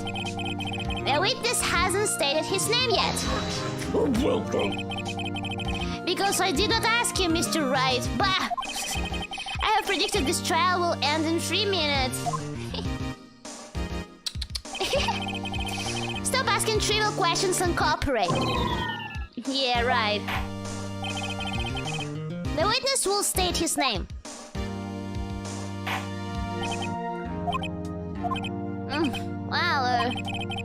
Not really sure, yup. What do you mean? My memory? Your Honor. The witness does not remember anything beyond the last several years.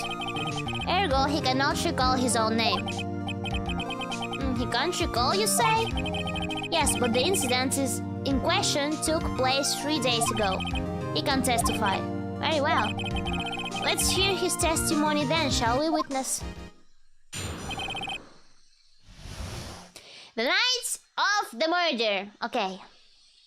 Listening and thinking time. Listening and thinking, guys. It was the night of the 24th, just after midnight. Yup. It was in the restaurant, where I rent boats as usual. Then I heard a bang. Yup. And I looked out the window. I saw about just a floating on the lake. Then I heard another bang. Just about then, the boat comes back to shore, and a man walks by my window. Very well. I'd like to begin the cross-examination. What the heck? What are you objecting to? There's nothing to question in my witness's testimony. How dare you? Ergo, no need for cross-examination. Shut the fuck up. You're not the one who decides this. Besides, there are only 10 seconds left before our 3 minutes are up. What the heck? Shut the fuck up. Judge, your verdict, no. Who do you think you are? Yes, Judge. Mr. Wright. Of course I will do the cross-examination. Slam! That's what I say, slam! Of course I'll cross-examine the witness. Very well, you may begin. He dies right here. On court. Excuse me, Mr. Von Karma.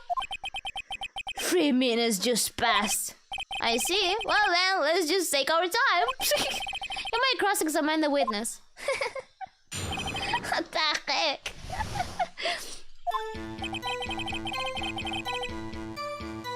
Hold it! Just after midnight, you say? Yup, just around then.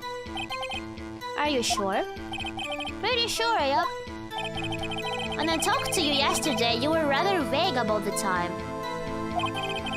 I'm surprised you seem so sure about it today. I asked him and he remembered. Isn't that right?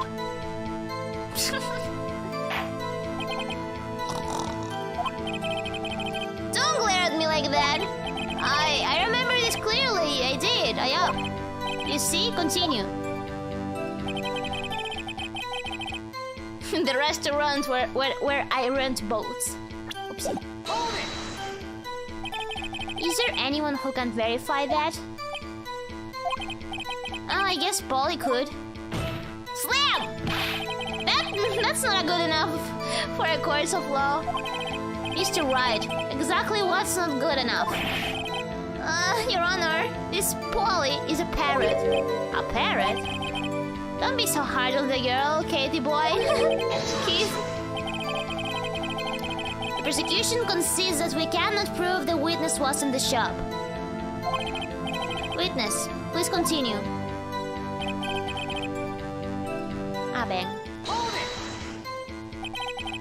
And where did the bang seem to come from? Bum! From the lake, I figure. Are you certain? Yup. Good, continue. When I looked out the window, I saw a boat just floating on the lake. Was there someone in the boat? I was pretty far out there. I couldn't see clearly, but I figured there was 2 men out there, yup. But you couldn't see them clearly. Oh, yup. All the time, that is. All the time. So you heard 2 gunshots total? Oh, yup. That's what Lotto said in her testimony today. Yesterday. Just about then, the boat comes back to shore and the man walks by my window. By your window? Yup, by my window. Right outside the window of my little shack. And could you see the man's face? Well, the fog was pretty darn thick, but he was right there in front of me. I saw him.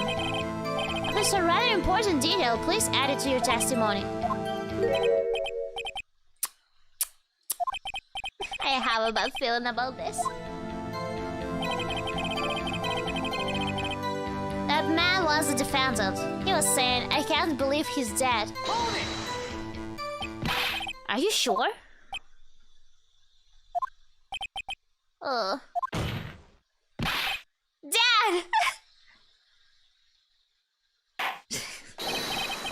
Dead certain, Keith.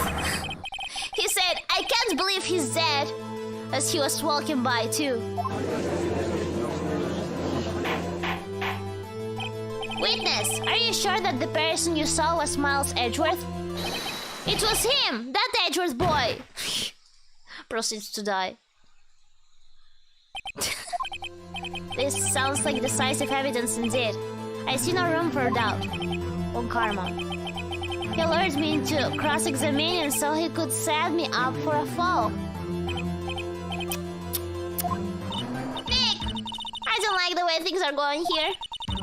Everyone in the courtroom is glaring at us. I'd better act quick, or this trial is going to be over. Objection! I'm desperate. Your Honor! We proved in yesterday's trial that it could not have been Edgeworth who fired that gun. Mr. Wright, are you referring to the fingerprints from Edgeworth's right hand found on the gun? On the photograph showing a man firing with his left hand? Yeah, that doesn't really make sense, you know, as an evidence, because he could just easily switch hands. Exactly. Right? And it's easily explainable.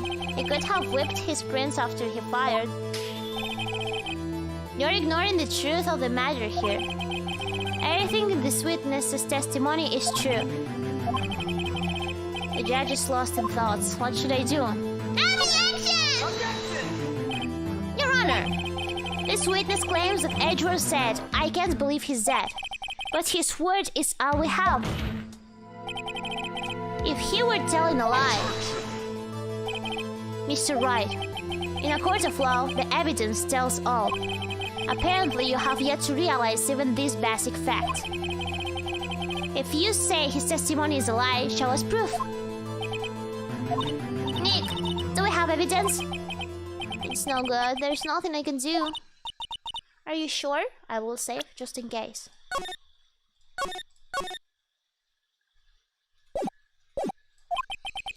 To be honest, I I don't know what to do anymore. Please, can you hear me, sis? Please. We need your help. Nick needs you. 3 minutes was perhaps too high an expectation. However, 15 minutes isn't bad. This must be a new record. Enough. The witness might leave the stand. He already kinda left. This court sees no reason to further prolong the trial. Nor is there any need for more time to decide the case against the defendant. This case is extremely clear. I see no room for misinterpretation of the facts. What? No! This court finds the defendant, Mr. Miles Edgeworth.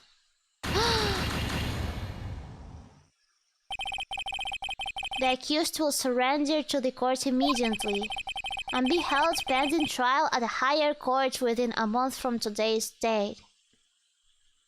A trial at a higher court. That is all. This court is adjourned. We lost the trial. Wait! Who was that just now?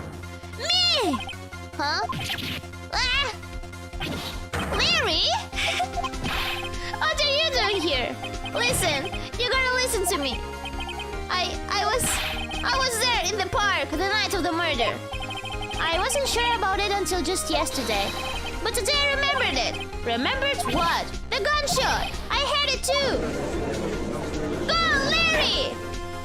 Order! What is the meaning of this? The verdict has been decided. I call for adjournment.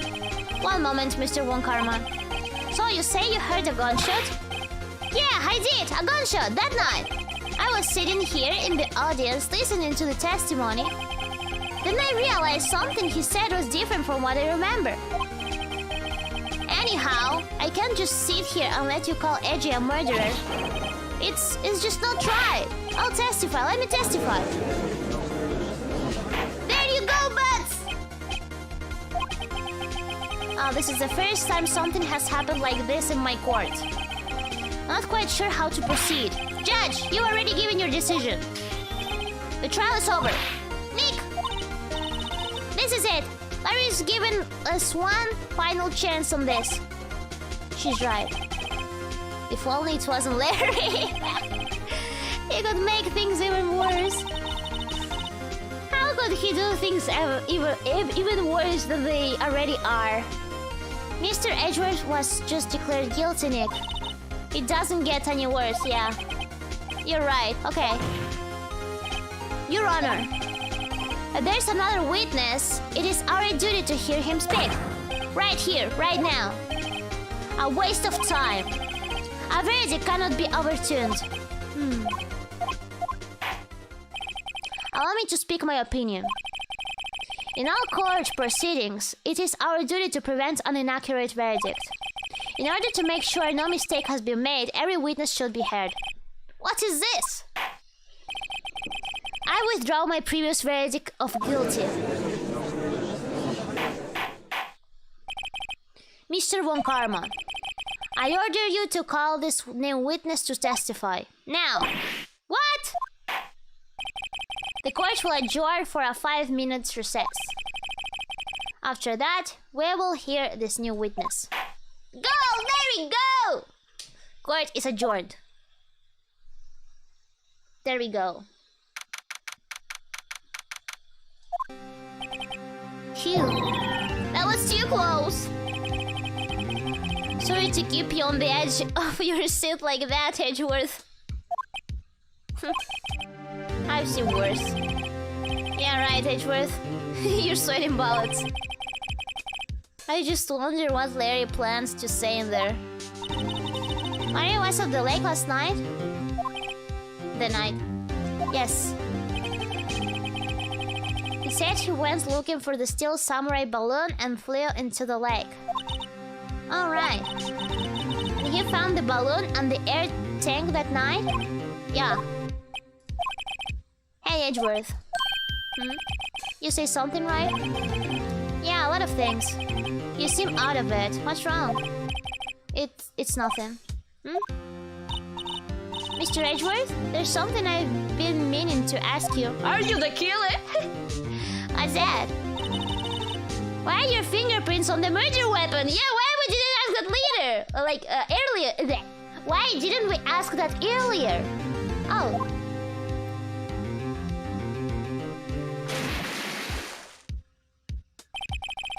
When he fell into the lake, I went into a daze. I couldn't understand what had happened. I couldn't think straight.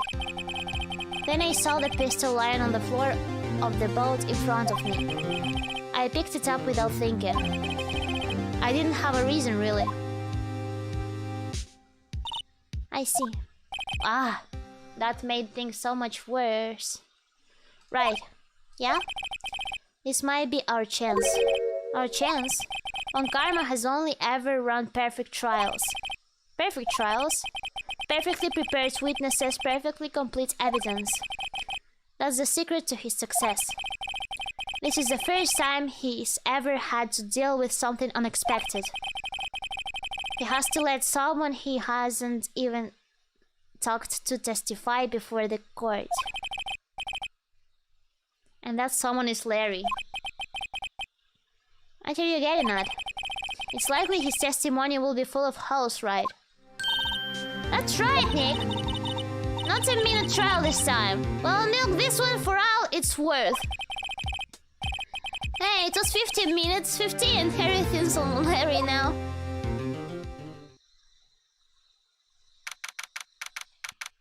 Improvising is our strong point. Let's go, we can do this. We have to save our edgy boy. Court is now back in session. Witness, please testify to the court about what? About everything that you saw. On the night of December 24th. Right, leave it to me. He's sweating. He's so nervous. Please, Larry, don't mess this one up. I hate to admit it, but you're our last chance. Karma didn't even have time to prep his witness. I just hope Edgeworth is right about this being our big break.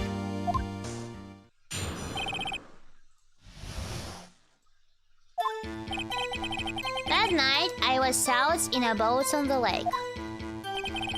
I was looking for something and I found it. So I quietly slipped the boat back in at the rental shop dock. Then, just as I was thinking about going home, I heard this bang. I looked out over the lake, but I didn't see a boat. So after I heard that single gunshot, I went home. Single gunshot, okay. That was an unusually vague testimony, even for this court. In any case, Mr. Wright, you might begin your cross-examination. Yes, Your Honor. What's wrong, Nick? It's Larry. I have no idea what he's going to say if I press him. I'm a little scared. Well, we've come this far. There's no way to go but forward, Nick. Apple juice check!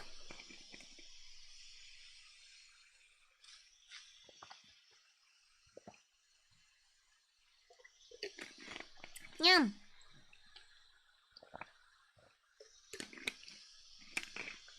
Yum, yum. There we go. Okay. Something wrong, Mr. Wright? There are so many things wrong, I don't know where to begin. Okay, first of all, what time was it? Oh, it was after 11 when I went out in the boat, okay? By that time, everyone had gone home for the night. So I waited until the coast was clear, so to speak. And why were you out and about at such a late hour? Looking for something. Looking for something. Yeah, we already know what he was looking for, but he has to say it again. Yeah. Mr. Butts, what was it you were looking for? What the witness was searching for is irrelevant. Most likely he was hunting for this Gordy. That's surprisingly close to the truth in a sense. Actually, yes. This is all irrelevant. Let's get over with it. So I quietly slipped the boat back in at the rental shop dock. Around what time was that? Let's see. I figure I was out searching for about an hour. I guess it was around 12, yeah. You're not sure? Hey, don't give me that face. I'm not some sort of human sundial, okay? People use watches these days, Larry. The bang. Where did the sound come from? Yeah, well, I wasn't too sure about that. I looked around, you know. Did you look at the lake? Yeah, I looked.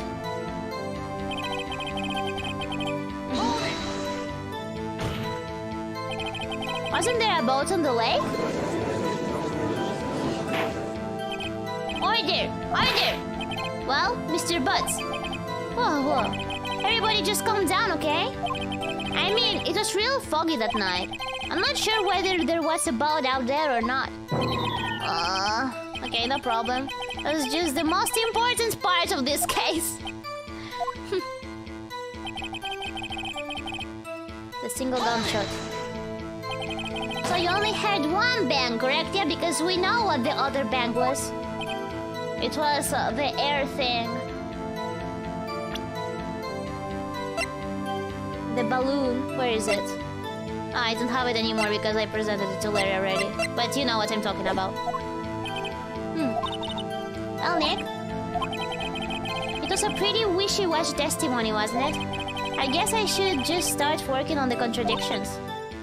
Sorry. I wish I could be more helpful. I wish I could call my sister.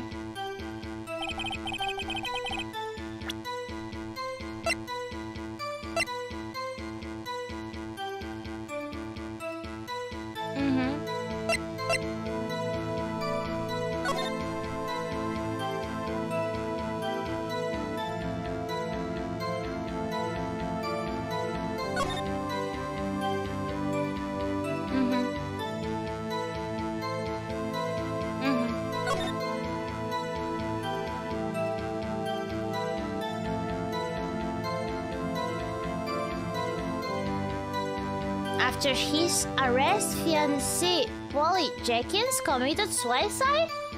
Wait, I didn't remember that part.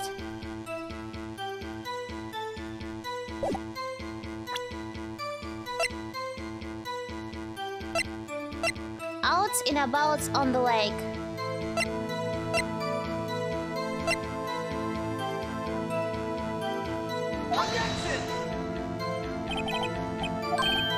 No, not this.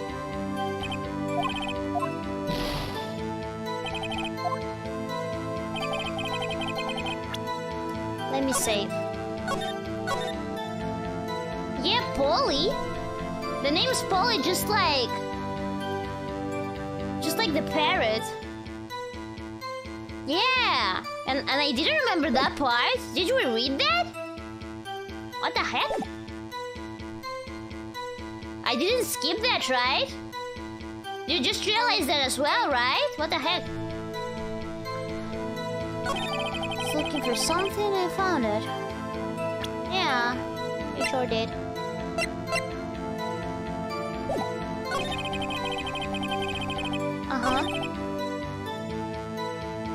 This bang. A single gunshot.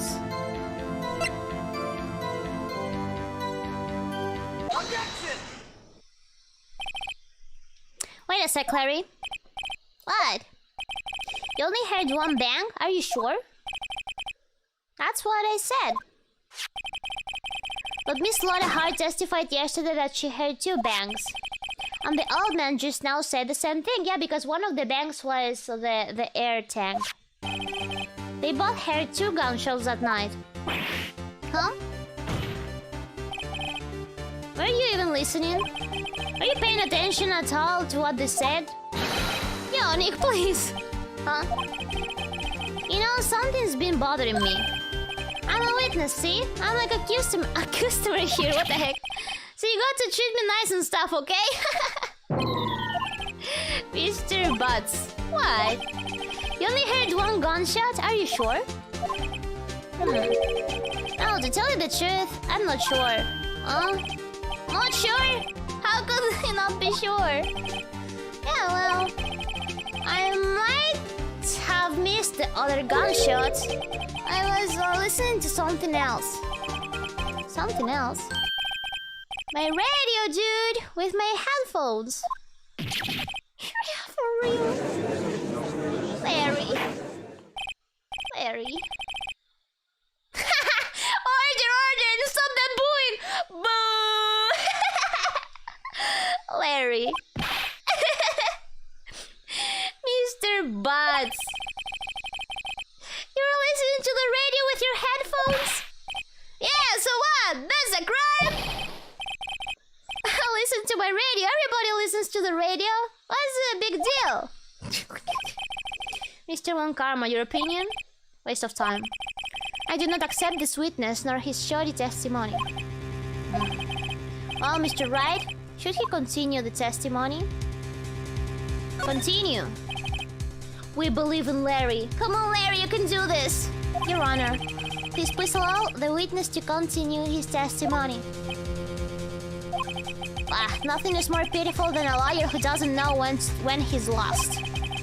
Oh, somebody told us that already and we didn't lose. Very well, Mr. Butts. Please give your testimony and be sure to include details like your radio. Right, leave it to me.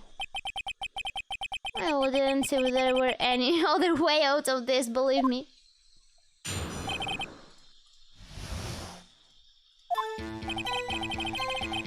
It's lonely being alone on Christmas Eve. That's why I was listening to an all request show on the radio, see? I was listening to it real booming loud, like... But I'm sure I heard that gunshot. I remember exactly what the DJ was saying when I heard it too. You were listening to your radio at a high volume. Yeah, what's the big problem? Can't a man listen to his radio in peace? Isn't this a free country? I truly believe Larry has no idea what the problem here is. Judge, I didn't believe a word this witness says. What he heard was probably nothing more than a drum beat from the radio. True enough, it is difficult to believe this testimony. Slam! Wait, Your Honor. The witness said he remembers exactly what the DJ said when he heard the gunshot. Excuse me? DJ? You don't know what the DJ is. An announcer, the guy who says things on the radio. Anyway, what this means is when he heard the sound, no music was playing. A DJ only talks between songs, so he could have heard the gunshot from the lake. I'd like to cross-examine the witness, Your Honor. Very well, Mr. Wright. Boomer judge. Yes, he is. He's a boomer judge.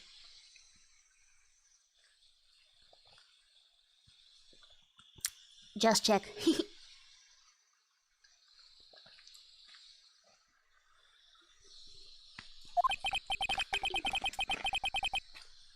I can't believe I'm continuing this charade. We have to do this for our edgy boy. Hold it! Is it? So you turned on the radio. Right. I just wanted to hear someone's voice, you know? Poor butts. You don't know what it's like out there alone on Christmas Eve. Alone. I shouldn't have said anything.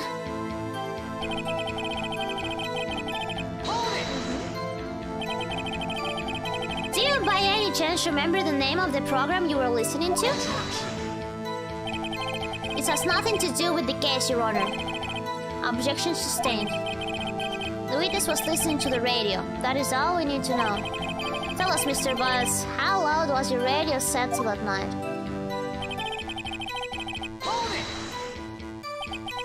Real booming loud? Yeah, you know. And you had headphones on? Yup. I wouldn't think you could hear anything going on outside at all. But I'm sure I heard a gunshot. Can you prove that? No, of course you can't. Nah, I can't prove it. But I remember that moment real clear. I mean, while I was talking about it, it came back real clear to me, you know? This could be important. What did she say? Mr. Wright, please cease this pointless question. This is not pointless. This could tell us stuff about the timing. What possible good could, knowing what a radio DJ said to us, it could be important. Indeed, Mr. Wong Karma has a point. I'll allow the question only if you see some reason why we should care. We should care. Of course we should care. We should care, Your Honors. Of course we should. Why? Well, how do you know if we don't ask, Fine, very well. That's good enough for the judge. Mr. Butts, please testify to the court.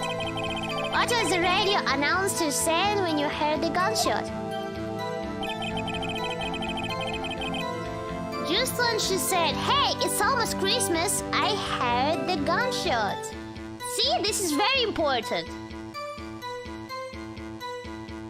This is very important. And it makes me think about this. Shows an empty lake taken automatically at 11:50 p.m. There is nobody there. This is very interesting.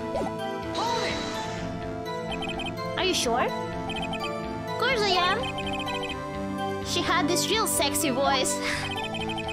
Maybe Von Karma was right. I'm not sure how that helped us at all. It did! Think, Phoenix, think! This is the most ludicrous testimony I've ever heard. But there is one gleaming ray of hope in there. I've got to press it until we get to the bottom of what happened.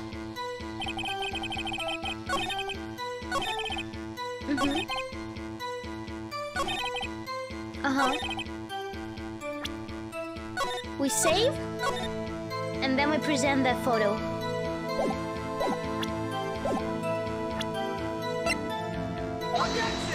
Not here?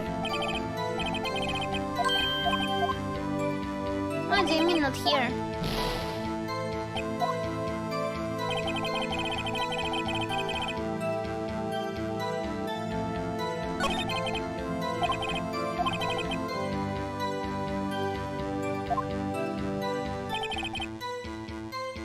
Okay.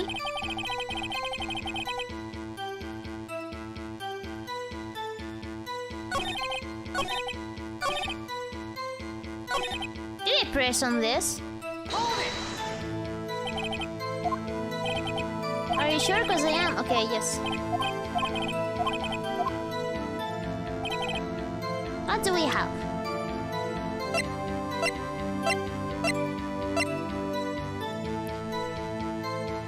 Two sounds like gunshots just after midnight.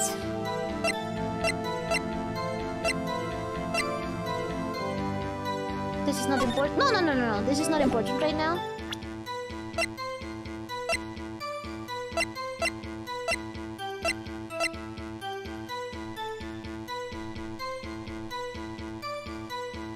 Yes, okay. Maybe we can present this. Taken automatically at 12:15 a.m. This is after midnight. You can try presenting this.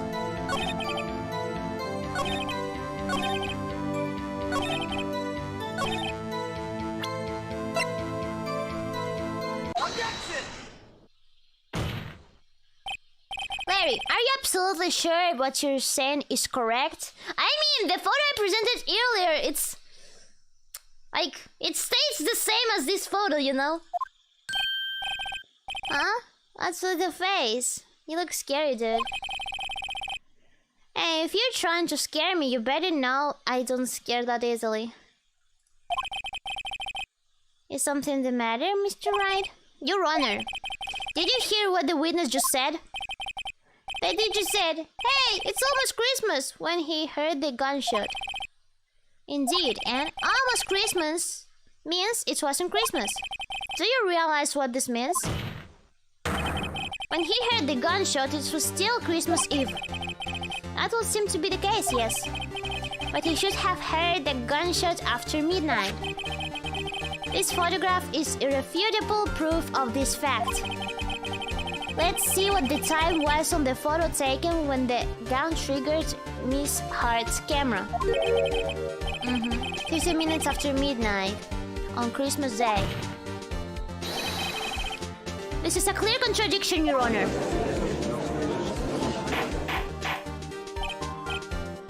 Order! What does this mean? The two prior witnesses heard gunshots after midnight. However, this witness says he heard a gunshot before midnight. Judge, the answer is simple. The current witness is plainly mistaken. Just look at him. Suspicious. Mr. Wright, what do you think about Mr. Butt's claim he heard the gunshot before midnight? Harry's right. Larry is not mistaken, Your Honor. He heard that gunshot before midnight. Intriguing. I'm assuming you have evidence for this wild claim. Show me evidence there was a gunshot before midnight. Evidence, guys! Evidence, evidence.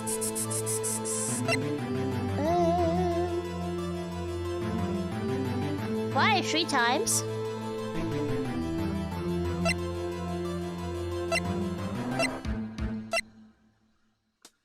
Empty lake. Oh, okay. This is the evidence, right? Yeah. Shows an empty lake taken automatically. It has to be this. Look at this photograph.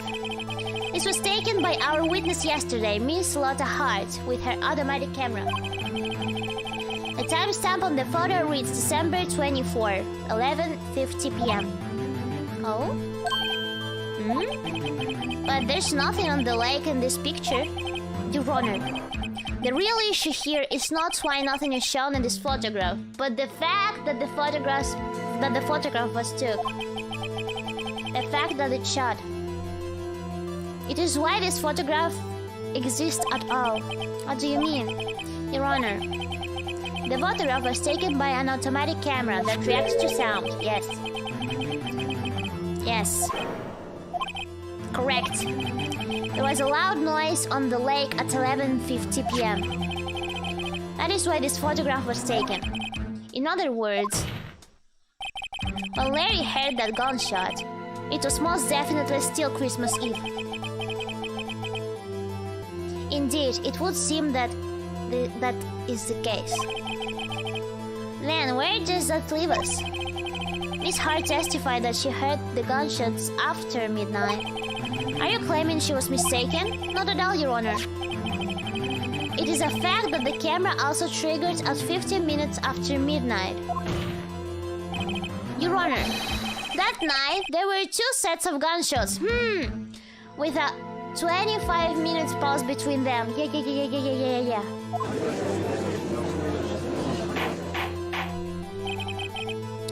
Why would this be? Don't be fooled, Judge. Yeah, because the pistol fired 3 times. Yes. There is no proof that the loud noise at 11:50 was a gunshot. And the witness could have sneezed, triggering the camera. Hey, my nose was clear that night, man. Clear. Oh, Mr. Wright, there's no turning back now. Can you prove that the loud noise at 11:50 was indeed a gunshot? Let me just 7 guys.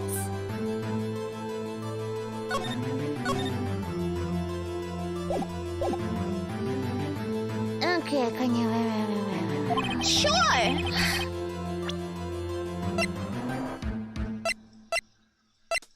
Oh, no, fuck.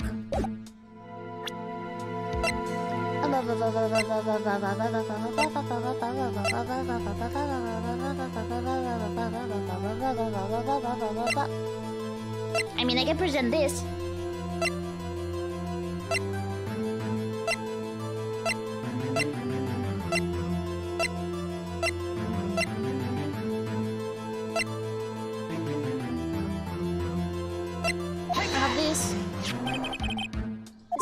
evidence. The murder weapon? Something about this pistol was bothering me, Your Honor. Both of the witnesses who testified yesterday had heard 2 gunshots. However, the murder weapon was fired 3 times. When then was the last shot fired? Only now have I realized the truth. Slam. That 3rd shot was the shot Larry heard just before midnight.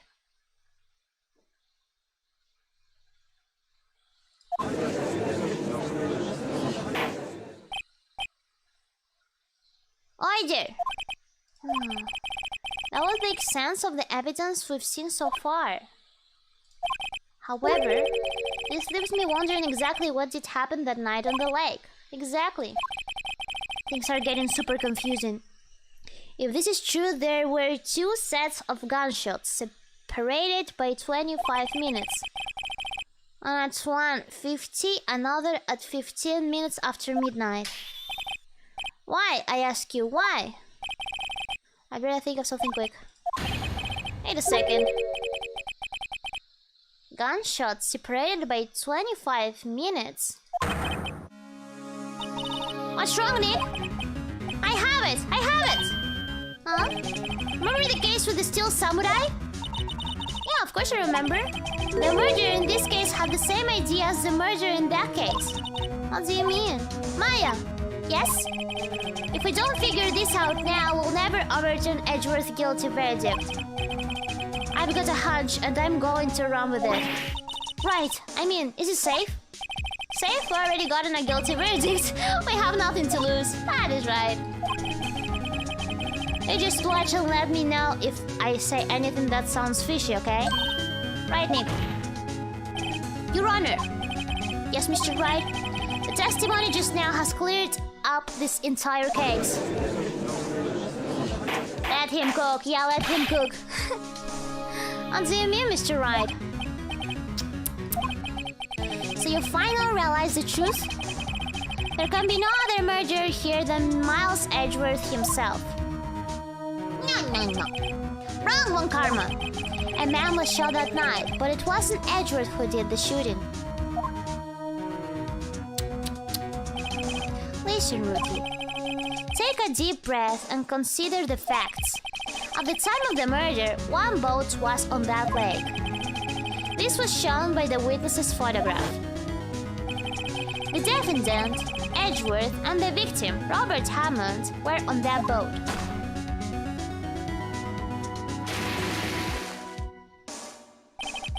There was a gunshot fired on the boat, and Robert Hammond fell into the lake. The distance of the shooting was 1 meter. It couldn't have been suicide. Oh, this is super interesting. I'm super intrigued now. Well, the guilty party has to be the other man on the boat. I admit, it is hard to imagine any other possibility. Yes, but this assumes that the victim was shot at 15 minutes after midnight. What do you mean by that, Mr. Wright? We have photographic evidence of the time of the shooting. The timestamp of the photo says 12:15. Oopsie. But Larry heard a gunshot 25 minutes before that. Robert Hammond was killed then, 25 minutes before the shot on the lake. That's the only way that Edgeworth could be innocent. Mr. Wright, are you quite mad? Explain who the 2 men on the boat are. The murderer and Hammond? Edgeworth and the murderer?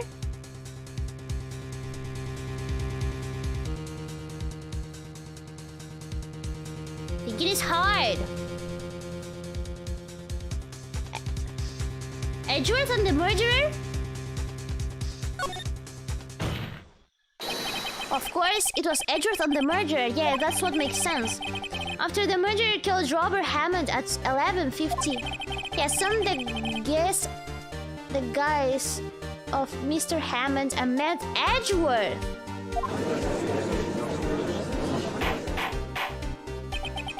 What? Are you serious? Yes. Edgeworth won't tell us why he went to the lake that night. However, I have a hunch. That night, Robert Hammond called Edgeworth to the lake. Now, Edgeworth didn't know Robert Hammond's face that well. That's why he didn't suspect anything when the murderer took Robert Hammond's place. I'm not sure what to make of all this. What the fuck? This is very interesting. Woody Crows. Mr. Wright, tell us the name of the murderer then. The murderer's name? Right. It's...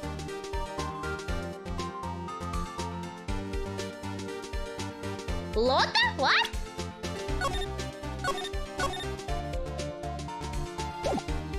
I don't know. I don't know, to be honest. Actually, I don't know the murderer's name. Yeah, I'm being honest. You don't know? Again, you waste my time. I don't know because he never told us.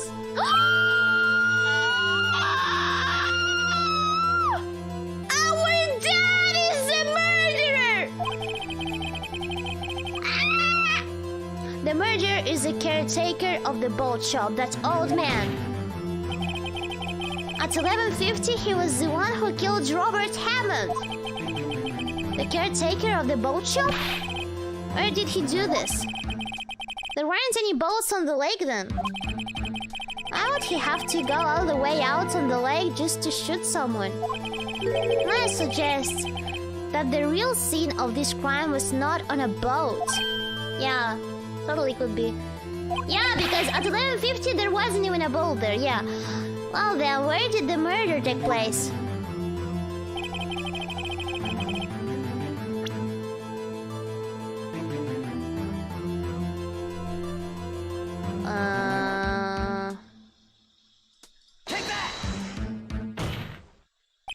Here, of course, the boat shop where he lives.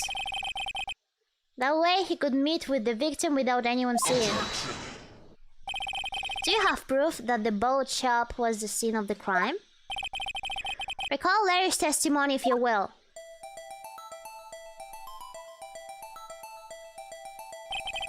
That night, he was out on the lake in a boat, searching for something. He finds it and returns the boat. Then, just as he's starting to head for home, he hears a gunshot. He heard a gunshot, Your Honor. Even though he was wearing headphones at the time, yeah, it had to be very close. In other words, the gunshot was very, very close by. And where would that be if he had just returned a boat? The boat shop. Mr. Wright, what happened that night on Gourd Lake? Please tell the court from the beginning. Yes, Your Honor. Nick, are you sure about this? Not really. But I think if I start at the very beginning and I take it slow, I might just be able to figure this out. Dun, dun, dun. That night, the caretaker of the boat shop called Robert Hammond to his shop.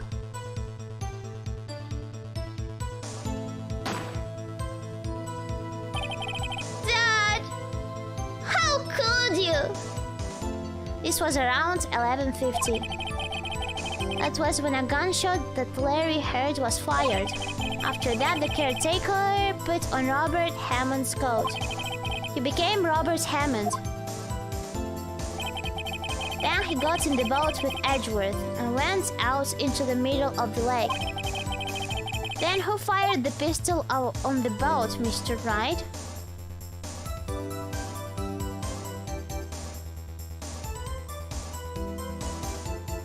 I don't know actually.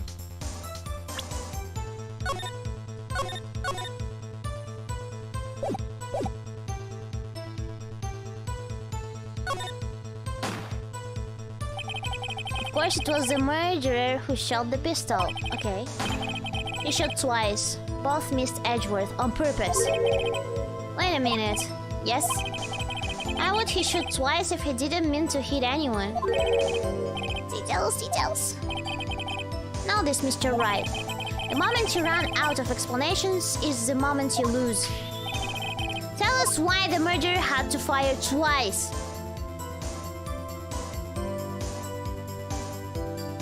To create a witness. I believe he shot twice to create a witness, Your Honor. Create a witness.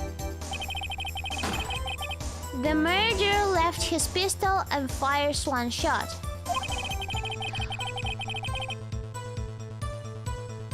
That ensures that anyone who heard the shot would look at the lake, of course! Indeed, Miss Hart did exactly that after hearing the first gunshot. Next, the murderer waits a bit and he fires again. Then, the murderer jumps from the boat himself. Oh my god, this is crazy! Leaving the pistol in the boat behind him. I see. Someone looking from the edge of the lake. It would appear that one of the men on the boat has shot the other. Ah! The murderer didn't know about the automatic camera, of course. That's why he shot twice to draw attention to the boat. Once you realize that, everything else falls into place. The boat shop caretaker swam back to his shop. Then he put Mr. Hammond's wet coat back on the body and threw the body into the lake. This is what happened, Your Honor. Wow! These are the events that transpired that night on Gourd Lake.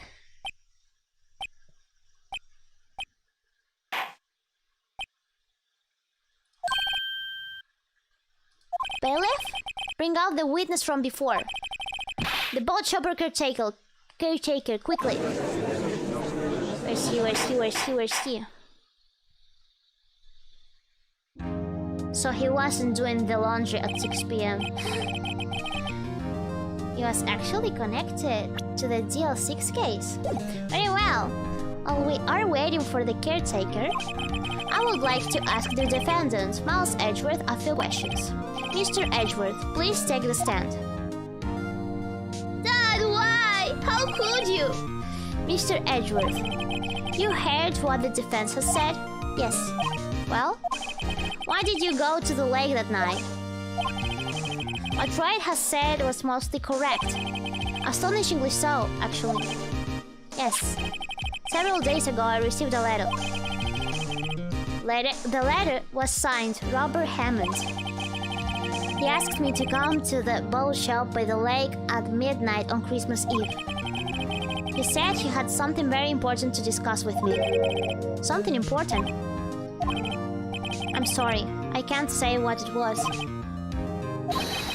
Your Honor, sir! Bailiff! Ah! Bailiff, it's his name? We're conducting a trial here. I ask that you remain quiet. No, who's bailiff? The witness has disappeared. He isn't at the boat shop either. What? What should I... Oh my god, what should I do? Find him quickly. We cannot allow him to get away. Wow! Bailiff is his job. I kind of caught the system. Oh, I'm sorry. I'm silly. I didn't know. Since it was like with the big B. With the caps. Letter B. I thought it was a name. Mr. Von Karma, your witness has disappeared. A search warrant has already been issued. It goes without saying that I cannot declare a verdict under these circumstances. I will extend the trial until tomorrow, the final day allowed.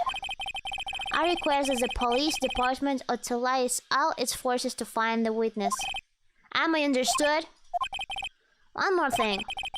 Just who is that boat shop caretaker? I think his identity has become very important to this trial.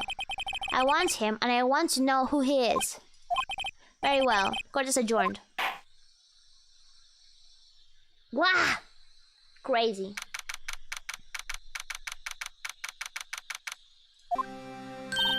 Yay, Nick, you did it! Yeah. At least we got out from under that guilty verdict. And what about Larry? That was something else. Even Von Karma didn't know what to do with his testimony. Larry really helped us out. Sure, once I sifted through his unique testimony. Still, he did save us. I just wish our cases weren't so down to the wire all the time. I know what you mean. Sometimes I feel like it's us on trial instead of our clients. Hey, Edgeworth. Mr. Edgeworth? Did you say something? Don't look so pained. I mean, it looks like you're probably going to get out the hook. You could try to smile just a little. Relax. I'm sorry, but I fear it's not over for me yet. What do you mean? Right. There's something that's been troubling me for a long time now. And I don't know whether or not to tell you. Edgeworth? Oh, there's so little time left. I want to tell you, to get it off my chest, but I can't make up my mind. What is this about, Edgeworth? It's a nightmare I've had. A memory of a crime that I committed. What? A crime you committed? A memory of a murder?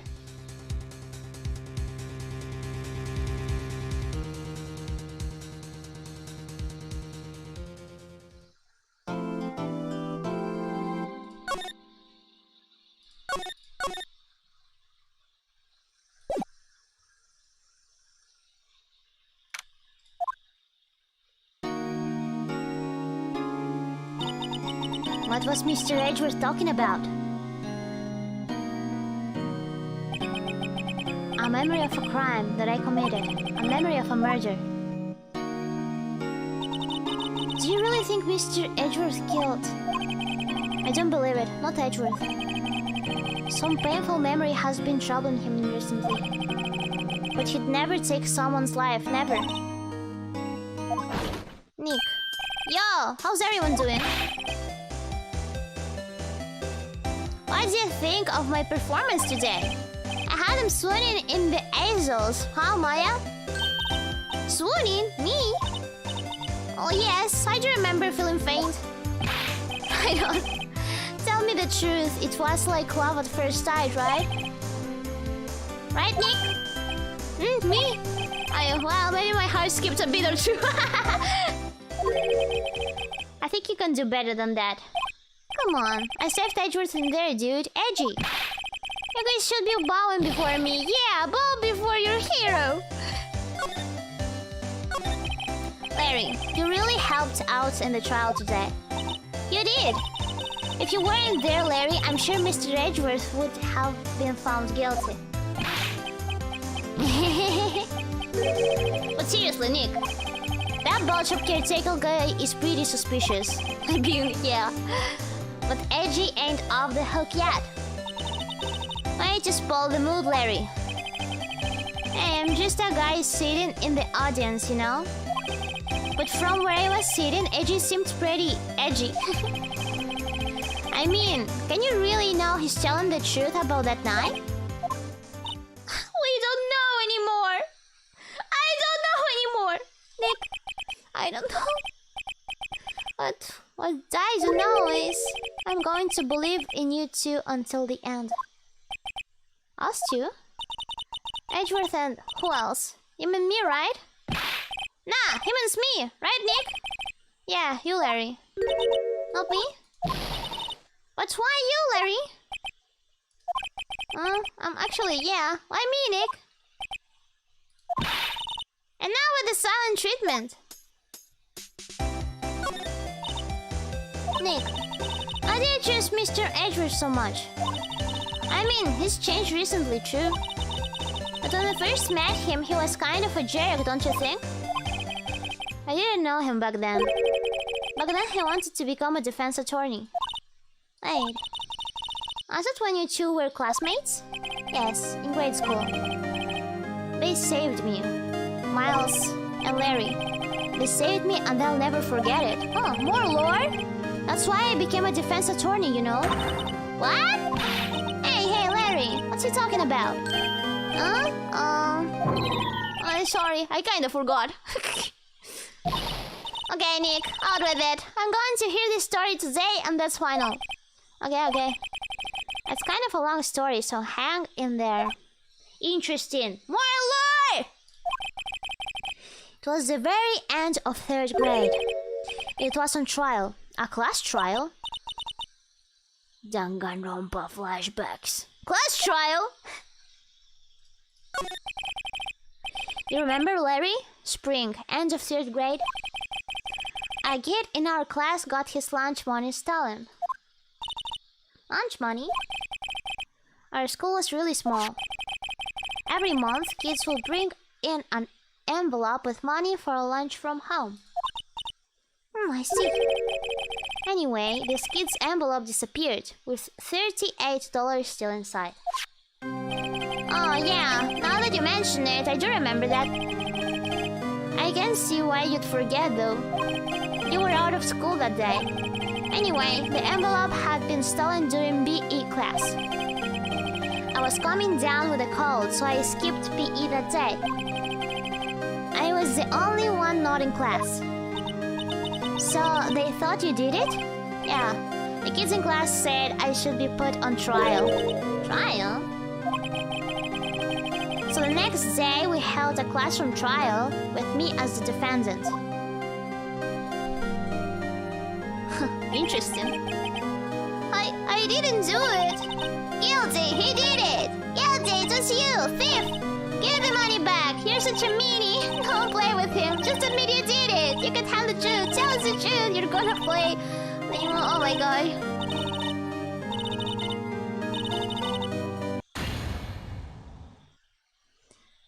Now, Phoenix, you know you shouldn't steal people's money. It's not right.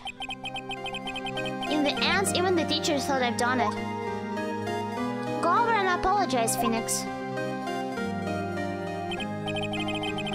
I didn't know what was happening. I was so sad. I couldn't stop crying.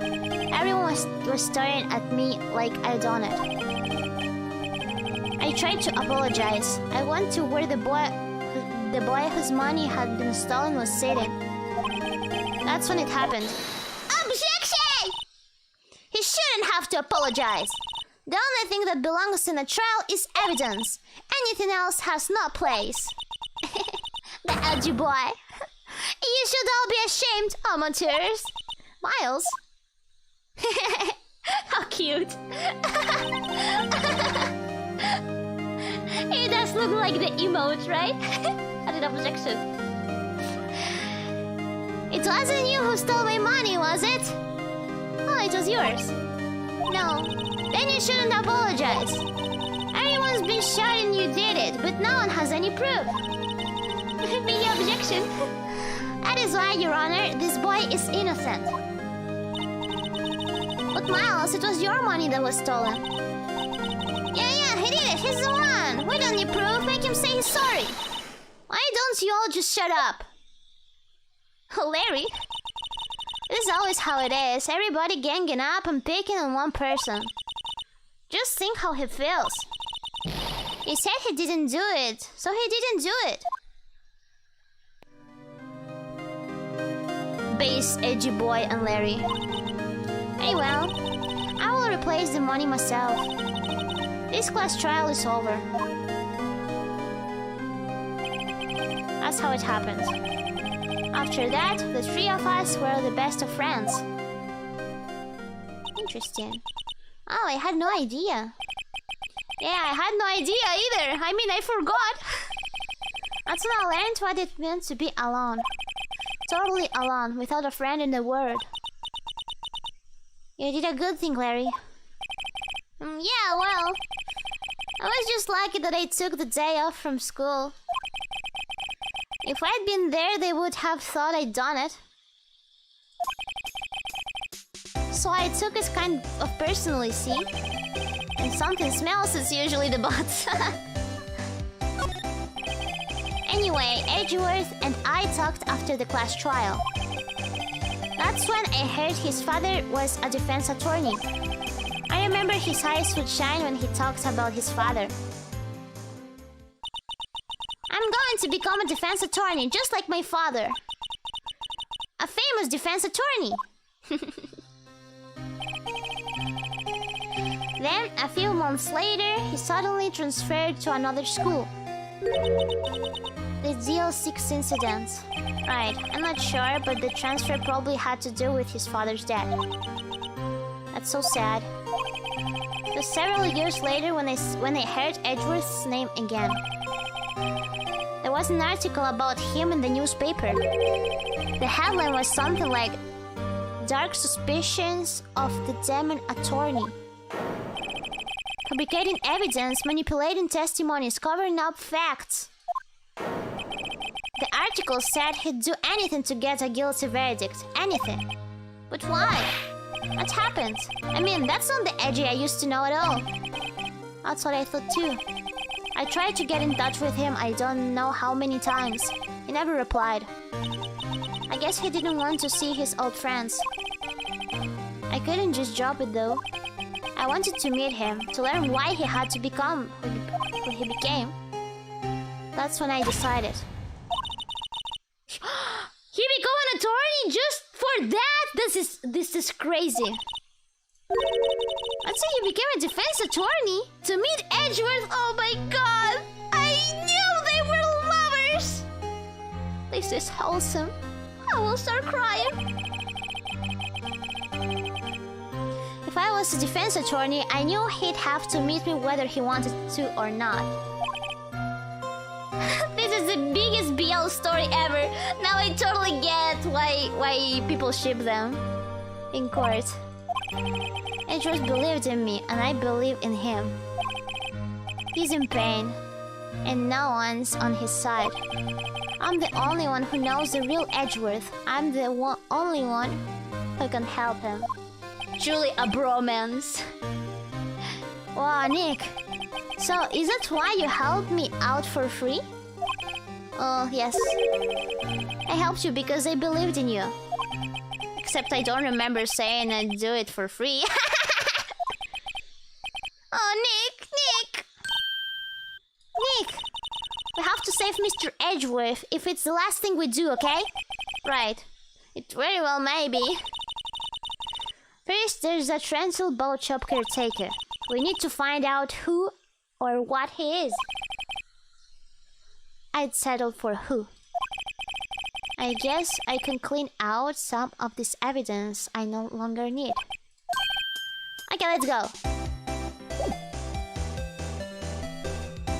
What do I have left? Okay. Wow! Very interesting lore! Okay, move on.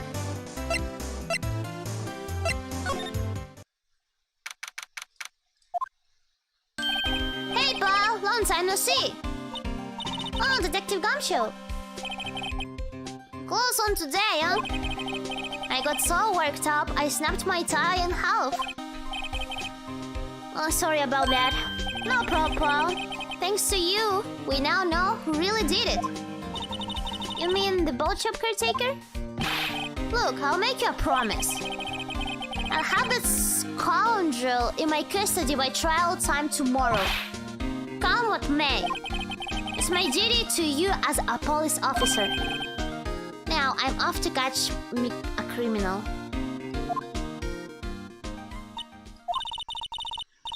Detective Gumshoe sure is active today. Ah, one other thing. No one can go into the woods today. The woods? Well, a lot of us camping. The woods are off limits to camping, and apparently the park ranger found out. He got pretty mad. No one can go in for a while. I guess Lotta's in a lot of trouble. Anyway, I'll be seeing you tomorrow.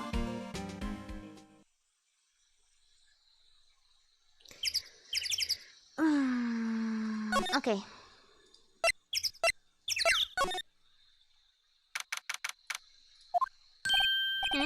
There's still eyesore is missing. Still eyesore. Eyesore? Looks like the hot dog stand is closed too. I guess Larry's too busy worrying about Mr. Edgeworth to show up for work.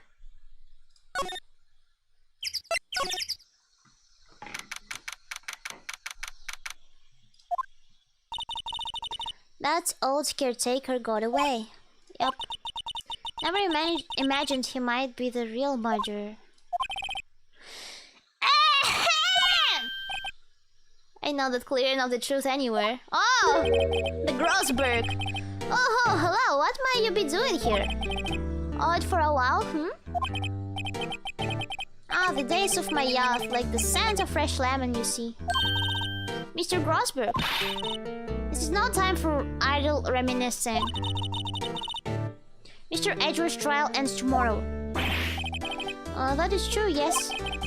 But from what I saw on today's trial, Edgeworth should be fine, right? Oh, I'm not sure about that. What do you mean by that? Well, I'm not sure. If you find anything out, come by my office at once. I might be able to offer you some assistance. Thanks. Bye. What do you think Mr. Grossberg was doing here anyway? Who knows? Is it time to open the safe?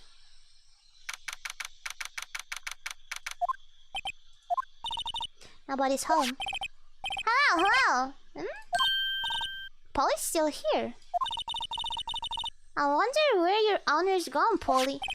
Hello! I can't believe he'd run off and leave his poor parrot to fend for herself.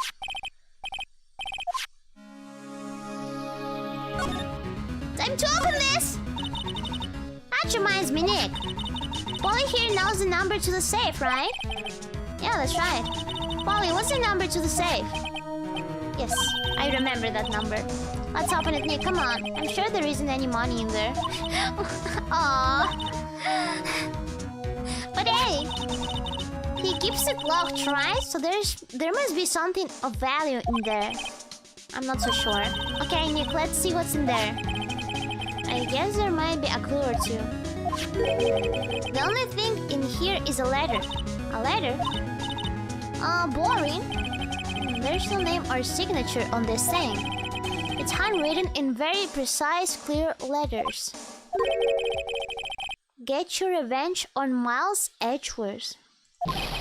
Edgeworth? Nick, why would Mr. Edgeworth's name be on here?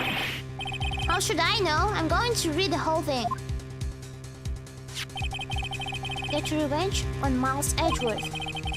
It also says, this is your last chance. Now is the time to get revenge on the two men who ruined your life. The rest of the letter goes on to describe the murder plot in detail, how to kill Robert Hammond and frame Edgeworth, calling Edgeworth out to the lake, getting on the boat, firing twice. This is exactly what I figured out today in court. It's all here, in perfect detail. What do you think it means, Nick? I don't know, but it looks like these instructions are instructions for the caretaker. Crazy. The whole murder plan. Yeah, that quite means Edgeworth is quite safe, right? Like, this is quite the evidence. Oh fuck, I'm sorry. The game opens in the wrong screen. Oh no! Heck, give me a second.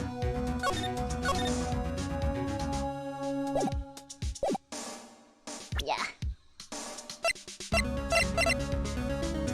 I'm sorry I have to do this.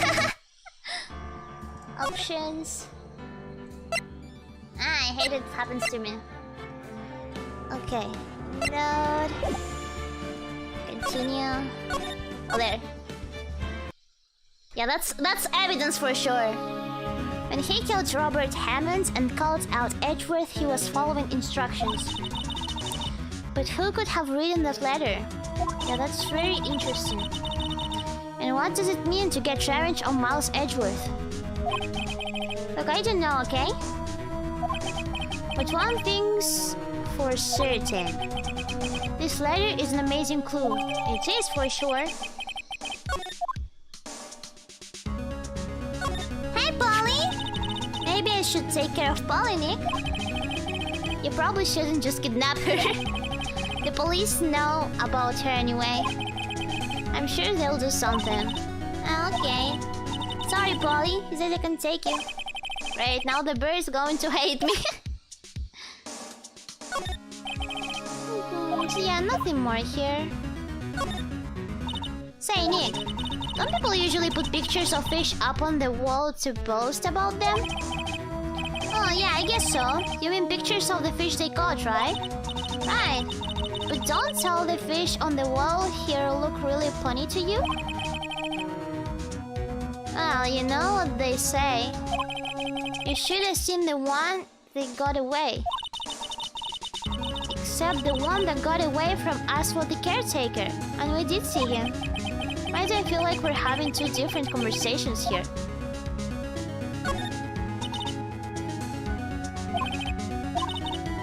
Search nothing was a lie. What, you thought he was telling the truth?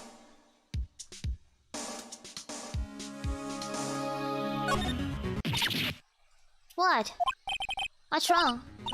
Oh, never mind. What? Tell me. Just when I saw the TV, I remembered. They're showing a Pink Princess special this week. Oh. See? That's why I didn't want to tell you. The fish and Paul. Maybe we should bring it to Detective Gum's show. Don't you think the caretaker would mind? Well, we can just leave him the metal detector in exchange. Maybe we'd better not. Okay, nothing else here. Maya got her priorities straight. Oh. Move. Move.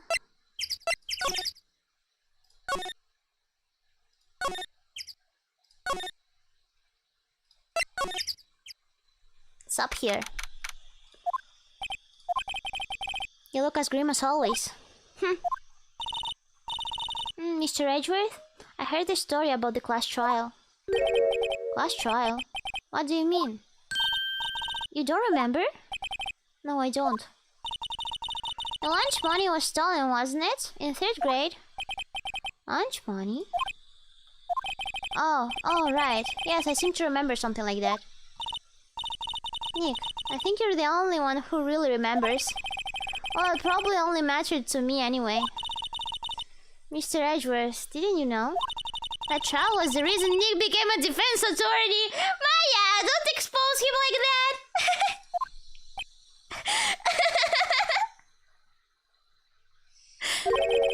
Ridiculous. Gee, thanks. That's it. Maya, it does sound like the kind of thing you'd do. You haven't changed a bit, have you, right? So simple, to a fault even. Well, maybe yeah, but I think you changed too much, Edgeworth. Perhaps. Hey, Edgeworth, why did you become a prosecutor anyway? You used to look up to your dad. You said you wanted to be a defense attorney, right? I couldn't let myself deny reality like you. What do you mean? My father was taken from me, and you want me to defend criminals? I'm sorry, Wright, but I'm not that good of a person. And suspect was apprehended in your father's murder, right? Oh. Yes, the man trapped in the elevator with my father. His name was Yanni Yogi. He had to be the shooter, any way you look at it. Yet, he was found innocent. The defense attorney got him off the hook. That would be Robert Hammer. On that day, 15 years ago, the 3 of us were trapped in that elevator for 5 hours. And when we were rescued, we all suffered oxygen deprivation. I had lost all memory of the murder. Lost your memory? Even now, I can't recall what happened in that elevator. That was the crux of Yogi's attorney's arguments in court. He claimed Yanni Yogi had been not of sound mind due to the oxygen deprivation. Yogi was released due to a lack of evidence. Innocent. That's when I changed my mind. I started to hate defense attorneys. What's your relationship with Von Karma? He's my teacher and a man who deserves respect. I learned everything I know of courtroom techniques from him. So he's like my sister was to you, Nick. He's a perfectionist in all things. In court, in his personal life, he's obsessed with doing everything perfectly. Perfectly, huh? In all the cases he has taken on, none were left unsolved. And not one suspect was declared innocent, ever. But that's... I know. It's possible some of the suspects were indeed innocent. However, it is impossible for us to accurately determine that in every case. All Von Karma does is his job to find the suspect guilty perfectly. In any case, it's nigh well impossible to find a weakness in him. Should a weakness appear, he would do everything in his power to make it go away. Edgeworth? If what you're saying is true, you're headed for a guilty sentence tomorrow. He's right! Now's not time to praise the enemy, Mr. Edgeworth. It's a strange situation in which I find myself, I'll admit. Okay then.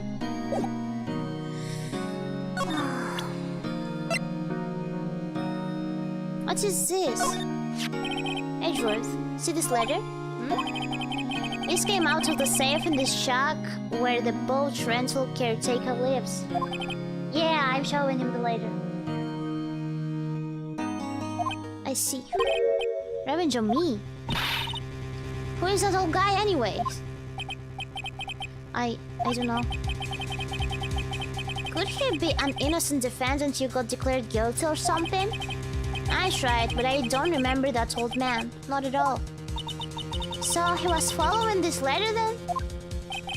Which means there was someone else behind it. Now is the time to get revenge on the two men who ruined your life. Two men, meaning myself and Robert Hammond? It also says this is your last chance. Last chance? Wait, maybe he's talking about the statute of limitations on the DL6 incident. Wait, that old man? What is it? Do you know who he is? Yogi? Could he be Yogi? Yogi? The suspects in the DL6 incident. Yes, I thought about that actually. The one who was found innocent.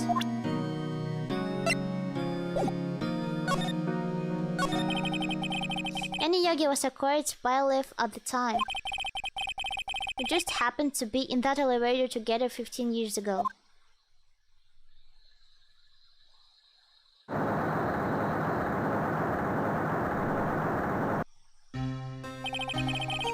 The quake was incredibly strong.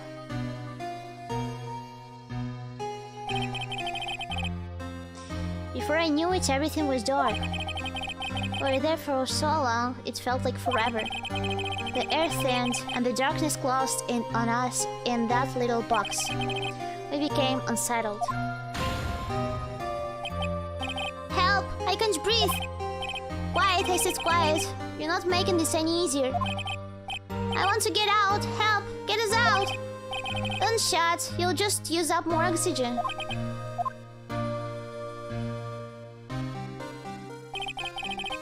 That's all I remember. When I came to, I was in a hospital bed, staring up at the ceiling.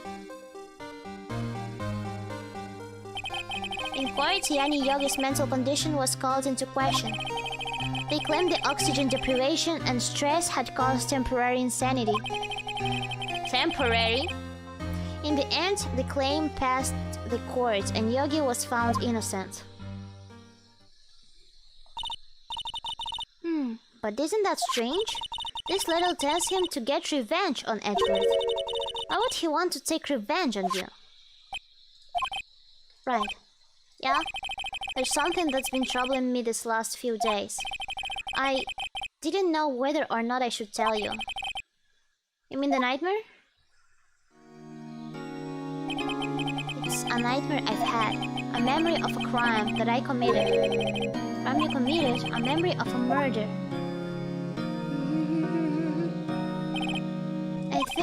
I think the time has come to tell us!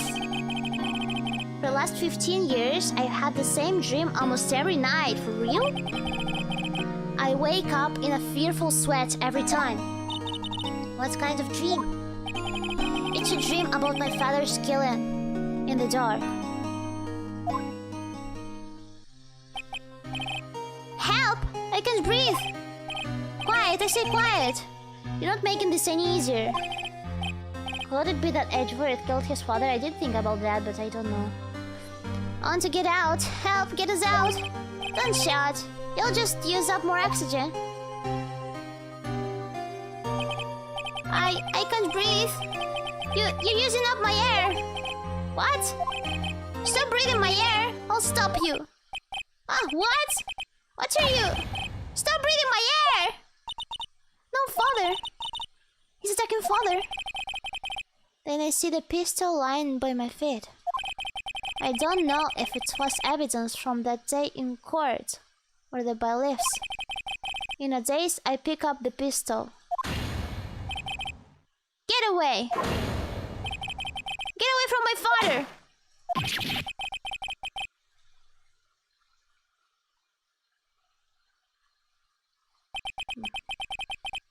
And with that scream, I wake. It's a bone-chilling scream. A scream that has rung in my ears for the past 15 years. Oh my god. But that's just a dream, right? Right? Maya. That thought is the only thing that has kept me sane for the last 15 years. But what if I'm wrong? What if it's real? They say that sometimes people shoot out memories in self-defense. Maybe it was I who killed my father. What? If you think about it that way, this letter makes sense. Get your revenge from Miles Edgeworth.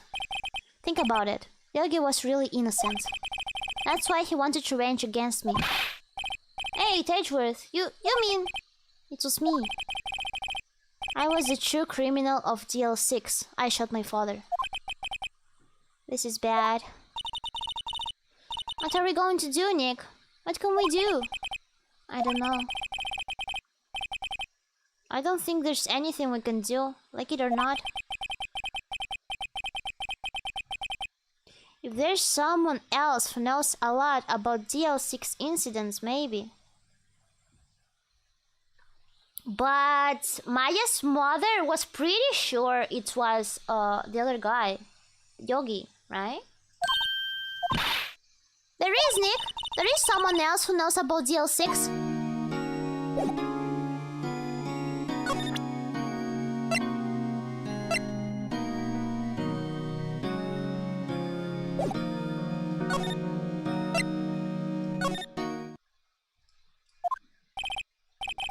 Looks like Detective Gumshoe hasn't gotten back yet. Gumshoe? He won't be coming back today. Oh, really? He said there was some guy he had to arrest by tomorrow. Oh, sure. The butcher caretaker. He shouted something about catching him if it's the last thing I do, Paul. Good luck, Gumshoe.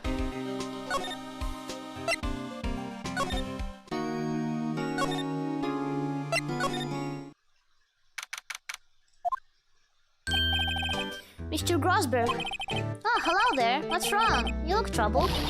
No kidding. I can't believe you're not. My. Just calm down and tell me what happened, hmm? It's Mr. Edgeworth. He...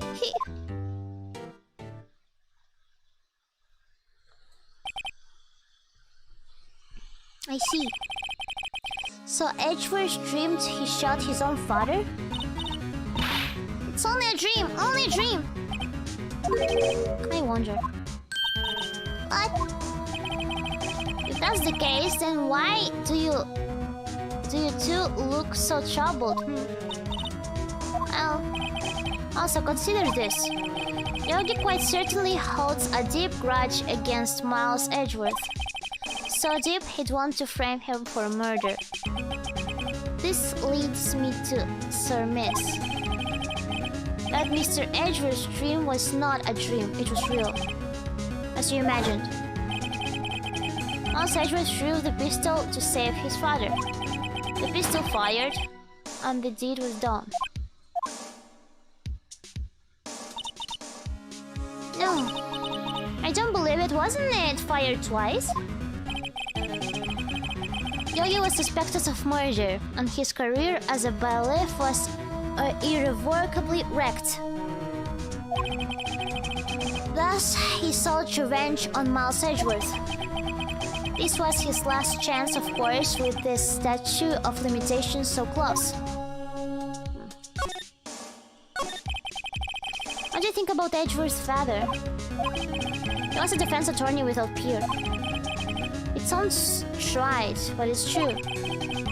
Well, he may have had one peer, now that I think about it. Your mentor, Mia Fey. My sister. Gregory Edgeworth was very disapproving of Mr. Von Karma's techniques. That's no surprise. Von Karma is an extreme man. Forged testimonies and evidence are nothing to him. The result, he has a perfect win record in court. To beat him, how is this legal? How is this even legal? To beat him, Gregory Edgeworth tried to call attention to his methods. And he lost. Oh my god. And died in despair, as it were.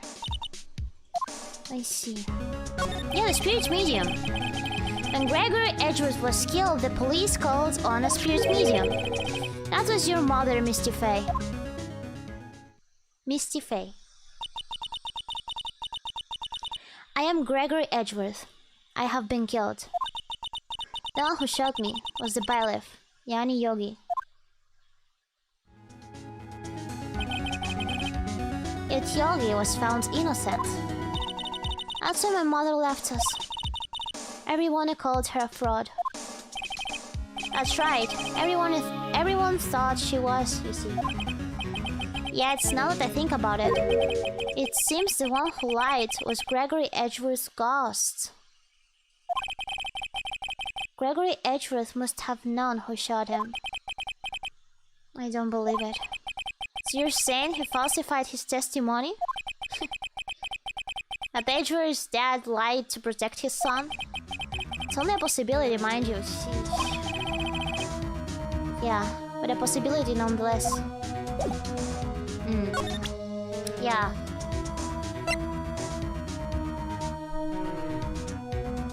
Okay. Anything else?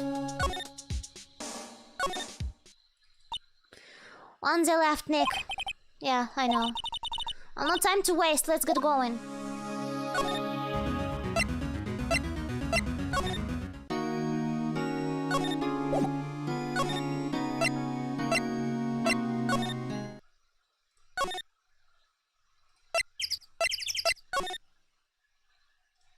I don't think we still have anything here. Yeah, we checked all this already. Maybe you have to present... Well, maybe we'll have to present something to Grossberg. Let me check just once again. This, yeah. Shows busy.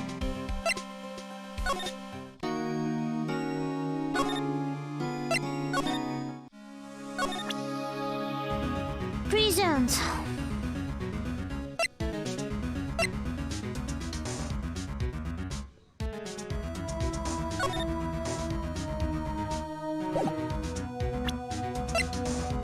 I showed this already to him, right? So this is the letter? It does seem that Yogi was following this letter when he killed Hammond. But why kill Robert Hammond? Hammond was a skilled defense attorney. But he defended his clients not for their sake, but for his own. His own sake? He never trusted his clients, that one. The only thing he trusted was his own ability. But he got his client found innocent, so why should it matter? Actually, my dear, it's quite different. He won that innocent verdict for no one but himself. Yogi was a free man, but socially he was ruined. You'll understand soon enough. Wait, what is it? This letter?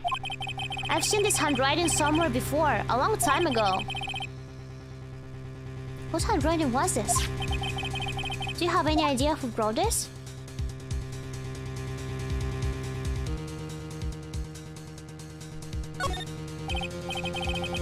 Manfred Ron Karma? Why would he have something to do with this? I'm not sure. Von Karma. Wait! You're right, my boy! This is Von Karma's handwriting, I'm sure of it. I used to see it all the time on court reports. What? But that means... But the one who told Mr. Yogi to kill was... Correct. Manfred Von Karma himself. Why? What does this mean then?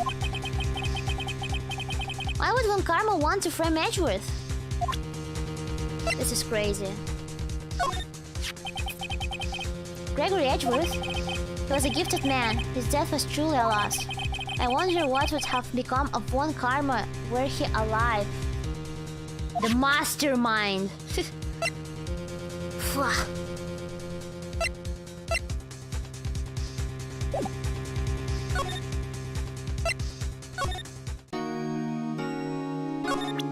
I wonder if I can present anything to him. Nick, no! That's a photo of his father. Don't show him that. You're right. Now probably isn't a good time to dredge up those memories. What is it? Nothing. Huh?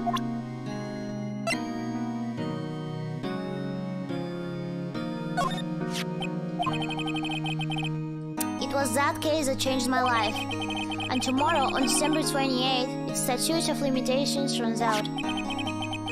Tomorrow, could that be a coincidence? But even if that case is finally closed on paper, it will never be erased from my memory. Never. From Mr. Edgeworth.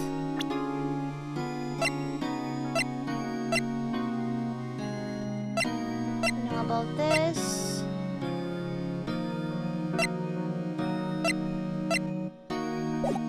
Let's talk to Grossberg again. Too many plot twists in the last 15 minutes, I know, right? This just keeps getting more and more. More and more interesting stuff. More and more interesting lore. More and more plot twists. What else can I present? I presented this. This incident took place 15 years ago tomorrow. So tomorrow we'll see the completion of not one but 2 trials. All thanks to the statute of limitations. However, I'm afraid the damage that the DL6 incident has done will never be erased.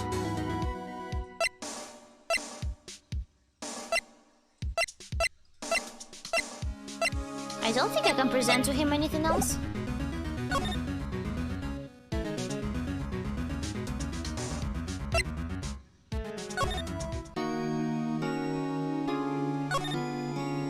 Maya's mom?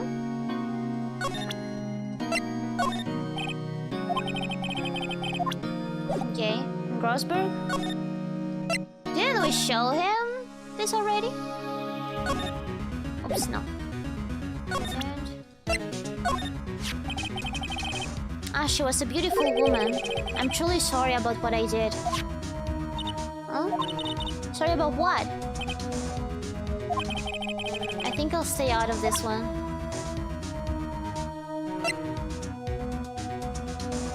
I don't think this is relevant.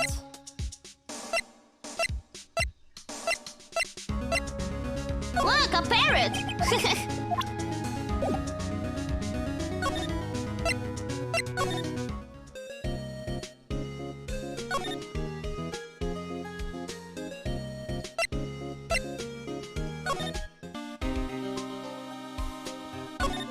What's he doing? Is he still playing?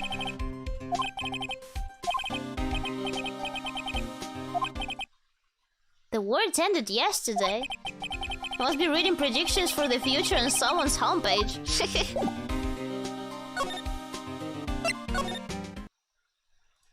Anything here?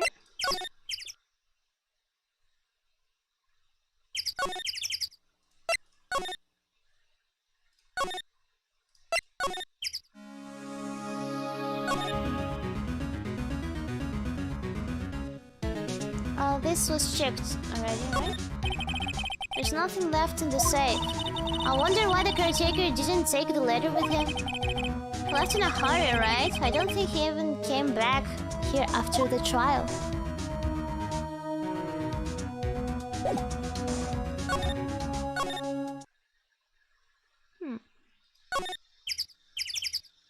Presents letter to Miles? Didn't I do that already?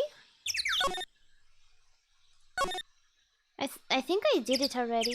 Yes.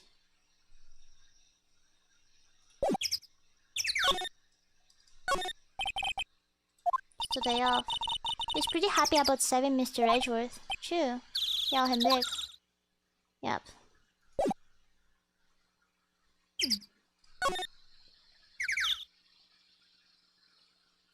I got new information.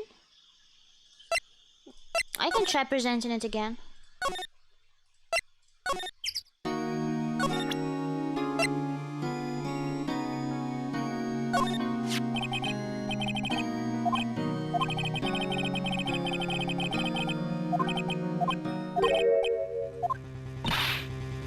We saw this already.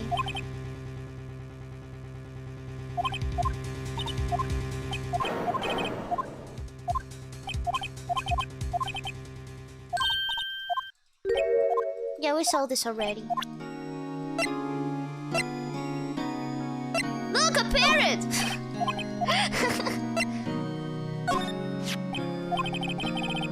Yes, we saw this too.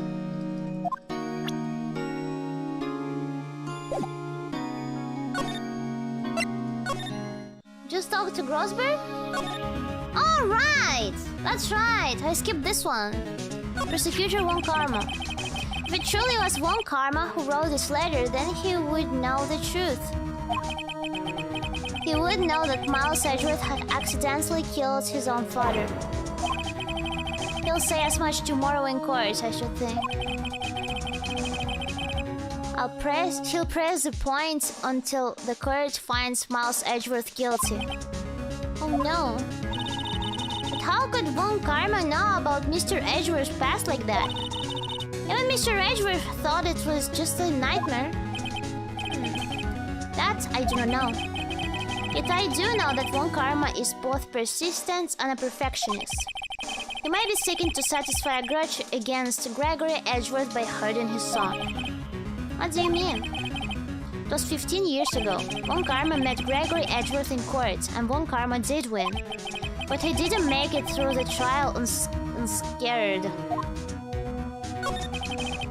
What happened in the trial between Edgeworth's dad and Von Karma?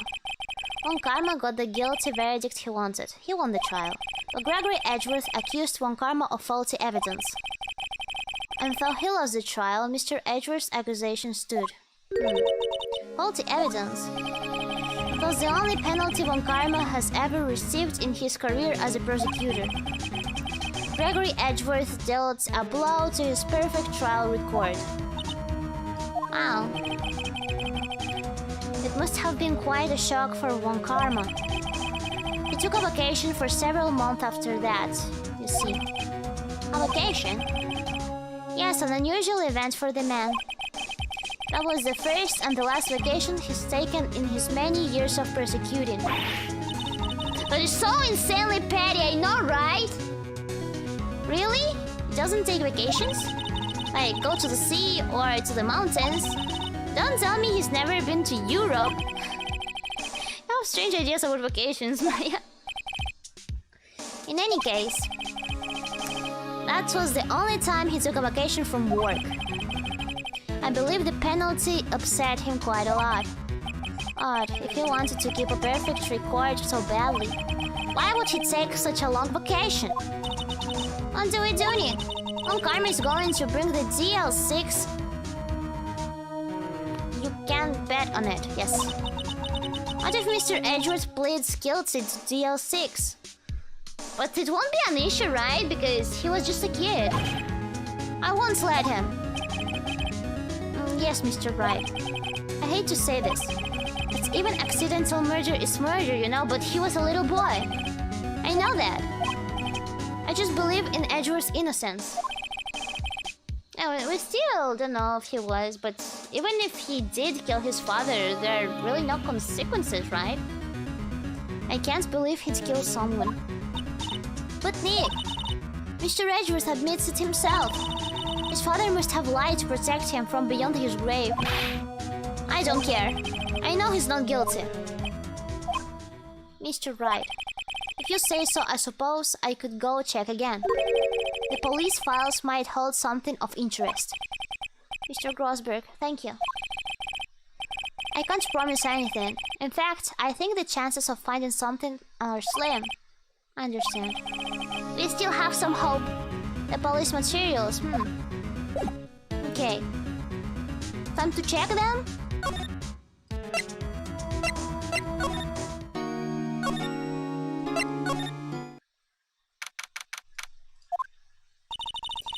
There's hardly anyone here. Everyone must be out looking for the old guy Yogi. Ah, it's you. I don't think Gumshall will come back today. He's staying out late looking for someone. Sounds like Detective Gumshoe is pounding the pavement for real. We're wondering if we could check out the record room again. I don't know, I can't have just anyone wandering around in there. But I guess Mr. Von Karma isn't there now anyway. What the heck? You can go in as long as he's there. Von Karma? Yes, he just arrived actually. What is he planning to destroy? Von Karma? Von Karma in the record room. Nick, let's hurry. What is he making up?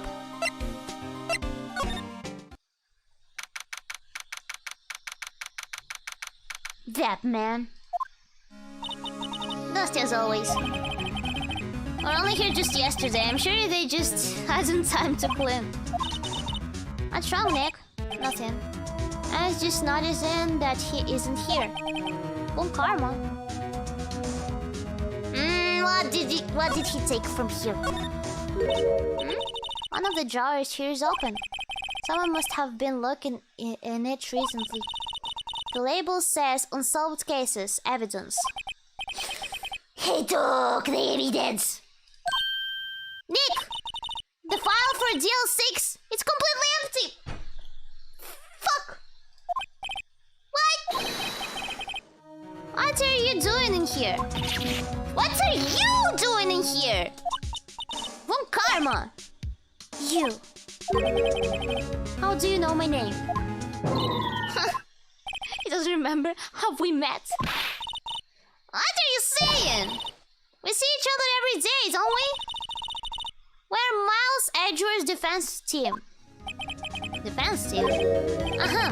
I beg your pardon. You see, I rarely remember defense attorneys. They are like bugs to me. Needless things to be crushed. I can see how this guy was Edgeworth's mentor. You! What do you have there? What do you have there, huh? Mr. Edgeworth is your student, right? A romanticist who still can't shed that veneer of amateurism. Just like his father, always second rate. Mr. Von Karma. You had an axe to grind with Mr. Gregory Edgeworth, didn't you? Me? A grudge against a mere defense attorney? Why? Because he dealt a blow to your otherwise perfect trial record? So you did. But what I don't get is, why did you take his son under your wing afterwards? The son of your most bitter rival? That, my dear attorney, is none of your business. He did it on purpose. Grind? Oh, okay, grind, okay. Grind, no, grind. Tomorrow will be the last day of this trial. It's been a while since I've had a defense attorney last this long. Why he has such a crazy face expression? Still, you will lose in the end. Miles Edgeworth will admit his own guilt. His guilt of 15 years ago, you mean? You're quite the researcher. If you've done your homework so well, then certainly you must understand. You know that Miles Edgeworth will tell the court tomorrow. Alright. So Karma is going to bring up DL6 in court tomorrow. What should I present to them? Should I present anything? You wrote this! Karma, have a look at this. This was you, wasn't it? You instructed Yanni Yogi to commit murder. Yanni Yogi? How many years has it been since I've heard him called by that name? He's a fool. I told him to burn it after he read it. So you admit it? You wrote Mr. Yogi this letter? Yes, my dear defense attorney. Thank you for taking the trouble to bring it to me. You've saved me from a lot of needless hassle. What? Nick! What is the thing? A stun gun for self-defense, usually. Indeed. 600,000 volts will course through your body like a dog touching an electric fence. 600 those. Come show! I need you now! Come show! Please come! Come show! Oh, don't worry. People don't die from it usually. Now, give me that letter. No! No! What are you? Nick, run! What the heck? I don't...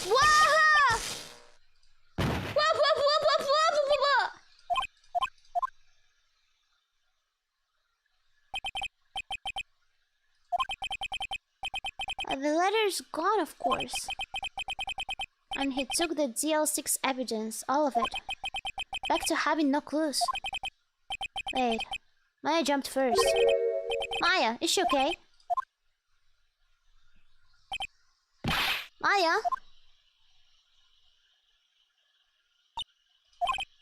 Maya, open your eyes. Maya!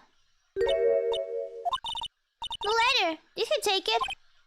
Huh? Oh, yeah. Are you okay? I couldn't stop him.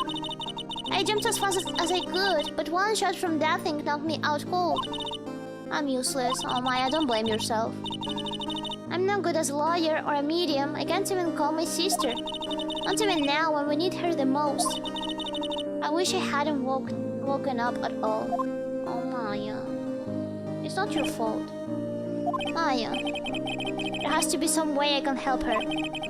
I'd better do something about her self-confidence first. Maya, she's holding something. What is that? A bullet? DL6 incidents, evidence number 7, taken from the heart of Gregory Edgeworth. I remember. Von Karma was holding this when Maya jumped him. Wow! We have something! We have something! Ballistic markings. I'll prove it to you, Maya. You're most definitely not useless. I'll prove it to you in the court tomorrow. Maya did well! Nice!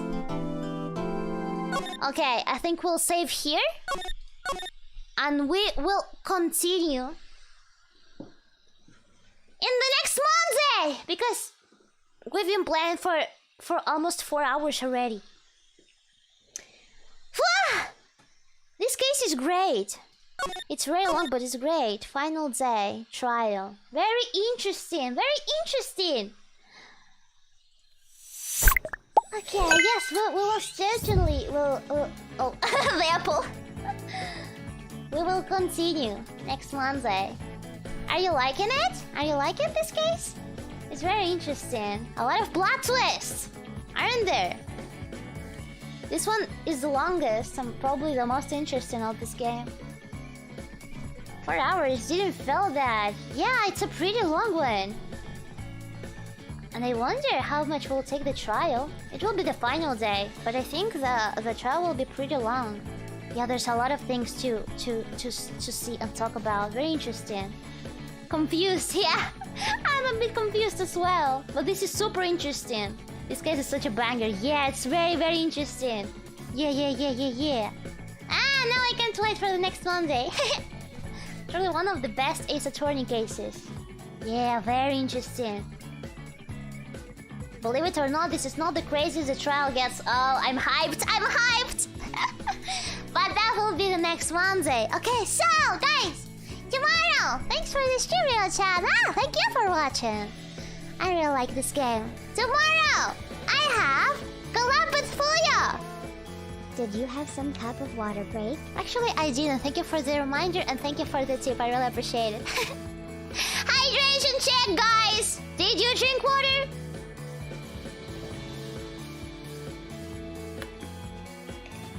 Now we'll have something for dinner now as well. She's leaving, but not for long because tomorrow we have a stream and it will be a collab with Fuya. Yeah. I think I will upload the schedule tonight. I already have the schedule ready, but I still have to decide the movie I'm going to. Like, we're going to watch in the watch along for members on Sunday. I'm still thinking, what should we watch? If you have any suggestions, like on Twitter, I made the question. Like, you still have time to put your suggestions on Twitter, okay? Yes, if you want to watch like any specific movie with me, yeah, you still can put it, okay? Yes, I will try to decide today and upload the schedule. So yeah, thank you so much for watching and see you tomorrow.